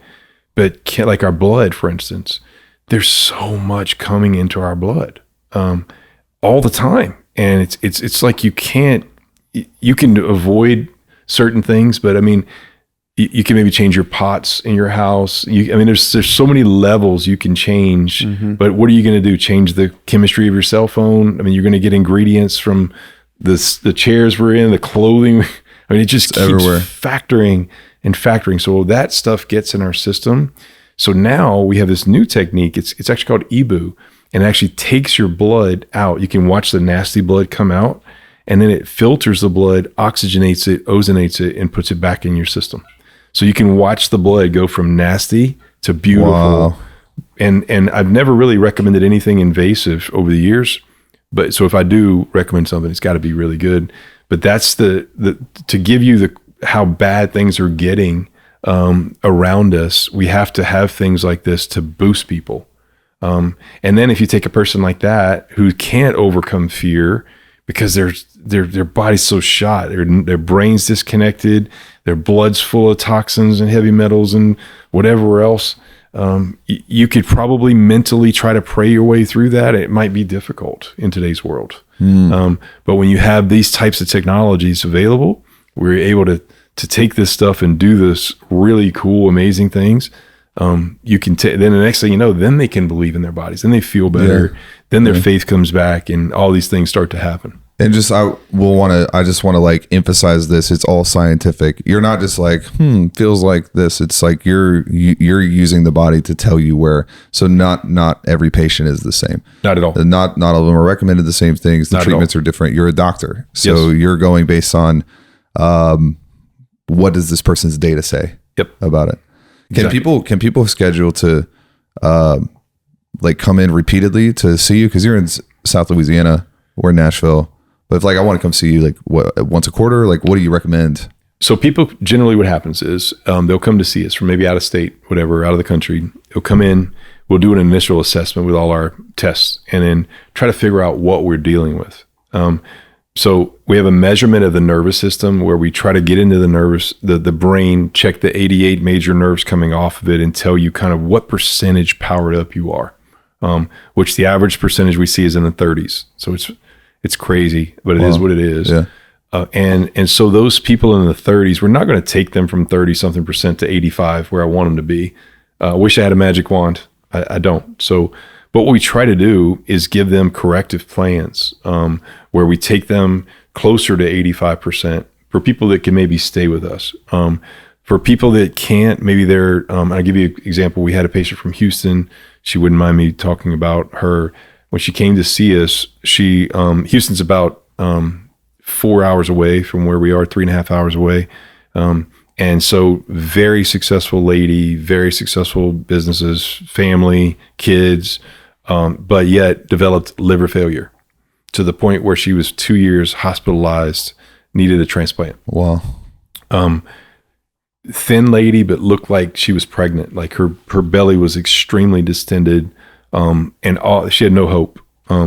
But she came to see us, and on the first visit, I could tell I was dealing with somebody dialed into whatever I was going to do. She was dialed, and whatever we told her to do, she did. She would do it. Yeah. So she came in, this is a bad case, really, really bad case, right? I forget what her nervous system function was. It may have been 20%, whatever it was. So we recommended she could only come in for a week at a time. And she would come in a week, skip a week, come in a week, skip a week. In a 6 week span of her coming. I think it was only 3. I think it was 3 solid weeks that she came in, but for 6 weeks, completely reversed her. Wow. To the tune where the blood markers on the medical side are all gone. She didn't need a transplant? No, she doesn't need a transplant. Does she have to keep coming back in every once in a while? Everybody. So you want to think of it as now she's coming in less now, and she's doing all the stuff we told her to do for home, because now we have this whole home section where not everybody can come to see us in the clinic. So I've tried to create a home section to help both sides, because I want to help everybody, and I want to give people resources that are there that they should be using, they just don't know about. And so she did everything. She did the home stuff. She did everything on our clinic side, and completely was dialed in and listened to us. Was like not listening to anybody else, even though the conventional saying, you need a transplant, you need a transplant, She's like, no, I'm going to do this and go get help. And she obviously had faith in us. She probably, I didn't even ask her spiritually, but obviously has a spiritual connection, because otherwise it wouldn't work. So everything dialed in to where her body said, okay. Wow. Yeah. I'm going to come see you this fall. Yeah, Me and sure. my wife are going to come. Absolutely. I want like a really high rating. Yeah. So, just like tell me what to do before I get there. So I've already given you a bunch of suggestions, man. You got a lot. We got a lot to do. Yep. We got a lot to do. We'll put your details and stuff in the show notes so that people can schedule and come see you. But you also I'm in it, the home program, the online membership. It's amazing. I was going through it this morning, how many things that are just, you never have heard of anywhere else. And they're cheap, easy, not difficult to do, from headaches to back pain, like pretty much around the board. This is your health secrets. Yep. Course. So you just launched that, and you made it really, really affordable for people. That's the goal. And it's like nobody has an excuse to not hop in and start treating their body the way God designed it Yes. to work. And so that we'll put that in as Body Chargers, bodychargers.com. Yep. You can get that. Go to bodychargers.com. We have that platform there. Just to be clear, legally, we have Nerve Health Institute where I can do my doctoring, and we have Body Chargers that I can't do my doctoring. It's more coaching. Got it. So for people that just, like, if you come to my clinic, you're going to get both. Mm-hmm. We're going to give you everything, at home recommendations and the clinic recommendations. But if you can just see us, maybe they can't get here due to time constraints or financial constraints. That's why we created it, because we want to help people everywhere, worldwide. We have so low limits, like you mentioned. They get a ton of things for home. They have higher level things for home where you can work with some of our certified coaches that are patients. Nice. They've seen major miracles. And it's just, so that standpoint's fun. They have the insight and experience to work with you. If you want us to work with you directly, when you join our membership, you also get exclusive discounts to those types of higher level services. I have built-in courses. Our health secrets, just so you know, are not on Google. Yeah. They're very specific things that we do when we have a disconnect to a group of cells. We have procedures that we will do instantaneously to get rid of whatever that symptom is. In other words, reconnect the brain to the cells. And it's going to seem weird when you watch it or see it, but it's not. And we've had thousands of people get results. That's why we came up with those secrets. So, and to be clear, it's not just for people with like liver failure. No. This is, like you were telling us last night that every ache you have in your body is viral, or is a virus. Yes. And no one teaches you these things. No. We think that an ache is just part of life. But to your point, you're saying, the way, if your body's running the way God designed it, there's no sick, there's no aches. Yep. And so when you have something that aches, you take ibuprofen, you're really making it worse. You're just covering it up. Maybe not making it worse. You're just hiding it. Yeah. You're not fixing anything. Yeah. So from headaches, chronic headaches, same all those thing. types of things. Yes. Yeah. Anything that's not right in your body, if you're not doing the right things to fix it, a lot of modern day medicine is not intended for fixing and not needing. It's more for take this pill for this and take another pill if you have a side effect for this and another pill for the side effect in it. Yeah. And it just keeps multiplying. Subscription revenue. We're more about, like, I want to help people need me less. Yeah. The best patients I have are the ones that are coming back to us, and we'll teach them one of our health secrets, for instance, or we'll teach them what to do at home or use a device and do this. The best patients in the world. It makes me grin from ear to ear when somebody comes in and says, "Hey, I had something at home and I did what you said and it's gone." They didn't even need you. Didn't even need me. That's what we want. That's what we want. That's why we started Body Chargers, because there's so much potential with the human body that's untapped, and they're not tapping into the right resources. When you get to Body Chargers, we have the right resources there. You don't even need to go search anymore. Like and like I mentioned, it's not like we're just stopping our research. Like, it's all the time. So I have a clinic. So a lot of these rabbit holing people online don't even have a clinic. They haven't even been in practice. They don't have the actual experience we have in the science background and everything we're talking about. And we're meshing it spiritually, right? I mean, you gotta do it all. I mean, our bodies are extremely complicated. It's not getting any easier to live on the planet. And right now I feel that's why we put it out there, because I'm tired of seeing this dramatic shift that's occurring in health, and people need to understand they got to do these easy things. It just to get your health back. They're easy to do. They're easy not to do, which is why we get stuck. Yes. Yeah. Well, you're my new best friend, so I'm gonna text you every day. Likewise. Probably. No, it's awesome. This is a pleasure amazing. meeting all of you. So, what do you got? What last questions do you have? Last question would be, in the past 2 years, what are some of the things from what you've learned that you've end up, some just things, even like blue light or whatever that looks like, what are some things that you found that are really important that you cut out and then replace with something different? Oh man, again, another long-winded answer. There's on the environmental side, it's almost like getting out of control. Like we don't, people in our area, a lot of people don't, I would say probably 50% in South Louisiana don't even know what GMOs are. Mm-hmm. And that's a whole nother discussion. We didn't really get into that today, but they're genetically modified foods. So just choosing genetically modified means man-made. Organic means God-made. So choosing more organic, and are there problems in organic? Yes. Mm-hmm. And it's not always perfect, but at least it's you're making an effort to do more God-made. So that would be a thing I would encourage people to do is more organic versus man-made. They have this app, it's called Yuka. Have you ever heard of it? YUKA, write it down, put it in your resources. It's developed in Europe, and the products in the stores, when whoever shops in your household, make them use the app, turn it on, and you can scan the barcode. It'll tell you the health score. Wow. Nice. So these types of weapons are things we have in body chargers to teach people, right? Because you got to have weapons. You got to have. What are Cheez-Its? They're probably bad, aren't they? Yeah, I don't think it rates it on a scale of 100, right? 100 would be the best, like a grade. And I don't know what they are, but if it's a 10, you're lucky. Yeah. This is just a sad day. Now Lost my. Now listen, please, if you're watching, okay, I'm not asking, I'm not perfect. And I hope people understand, it's impossible to be perfect with everything you do. So, but most people, what happens is they're doing too many bad things on a day-to-day basis and not enough good things. Yeah.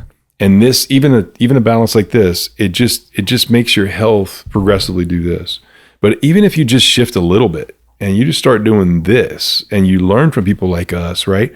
And you come in and you start making a few little shifts. I'm not asking you to change your whole lifestyle and become Mr. Organic tomorrow, but if you change just a little bit and understand that little formula every day, do a little bit more towards the good than the bad, everything changes, and you start to change your life path. May go here, and all of a sudden you start to convert it. It may take you a little time, unless you come to our clinic, we'll be more aggressive, where we do it quicker. But you can certainly do it on your own. It's really so it's a process. There's no real one answer, but I would say that's a really good thing. Just trying to think of things versus God-made versus man-made, Right. and then choosing more God-made than man-made. How's your back feel after he worked on it yesterday? Good. I haven't really had any pain today. Wow. It's been great. Is that rare? It's pretty rare. Yeah, it's been great. Good to you. Good. Healthier cells. Mm-hmm. Yeah, last night that testing was crazy. Yeah, it was. That was wild. Super cool. Dr. Chris, thank you. Thank you so much. It's an Thanks honor for to have having you me here. Likewise. And I'll come see you soon when that e-move thing comes out. Absolutely. I love watching your podcast. Keep them going, man. You're amazing. Man. Thank you. It's awesome. Thank you. All right, guys. We'll put the links in this. I'm in his home program. I'm going to go see him probably a month or two. So I would recommend it, and we'll keep you guys posted. Cheez-Its are at 34 out of 100. That's not that bad. Say it again. It's honestly better than I thought. 34 out of 100. Oh, Cheez-Its. Oh, okay. Wow. Okay. It's a wonderful app. You can use it for so many different things. Just going to leave that in and let that be the ending right there. 34. Yeah, we should.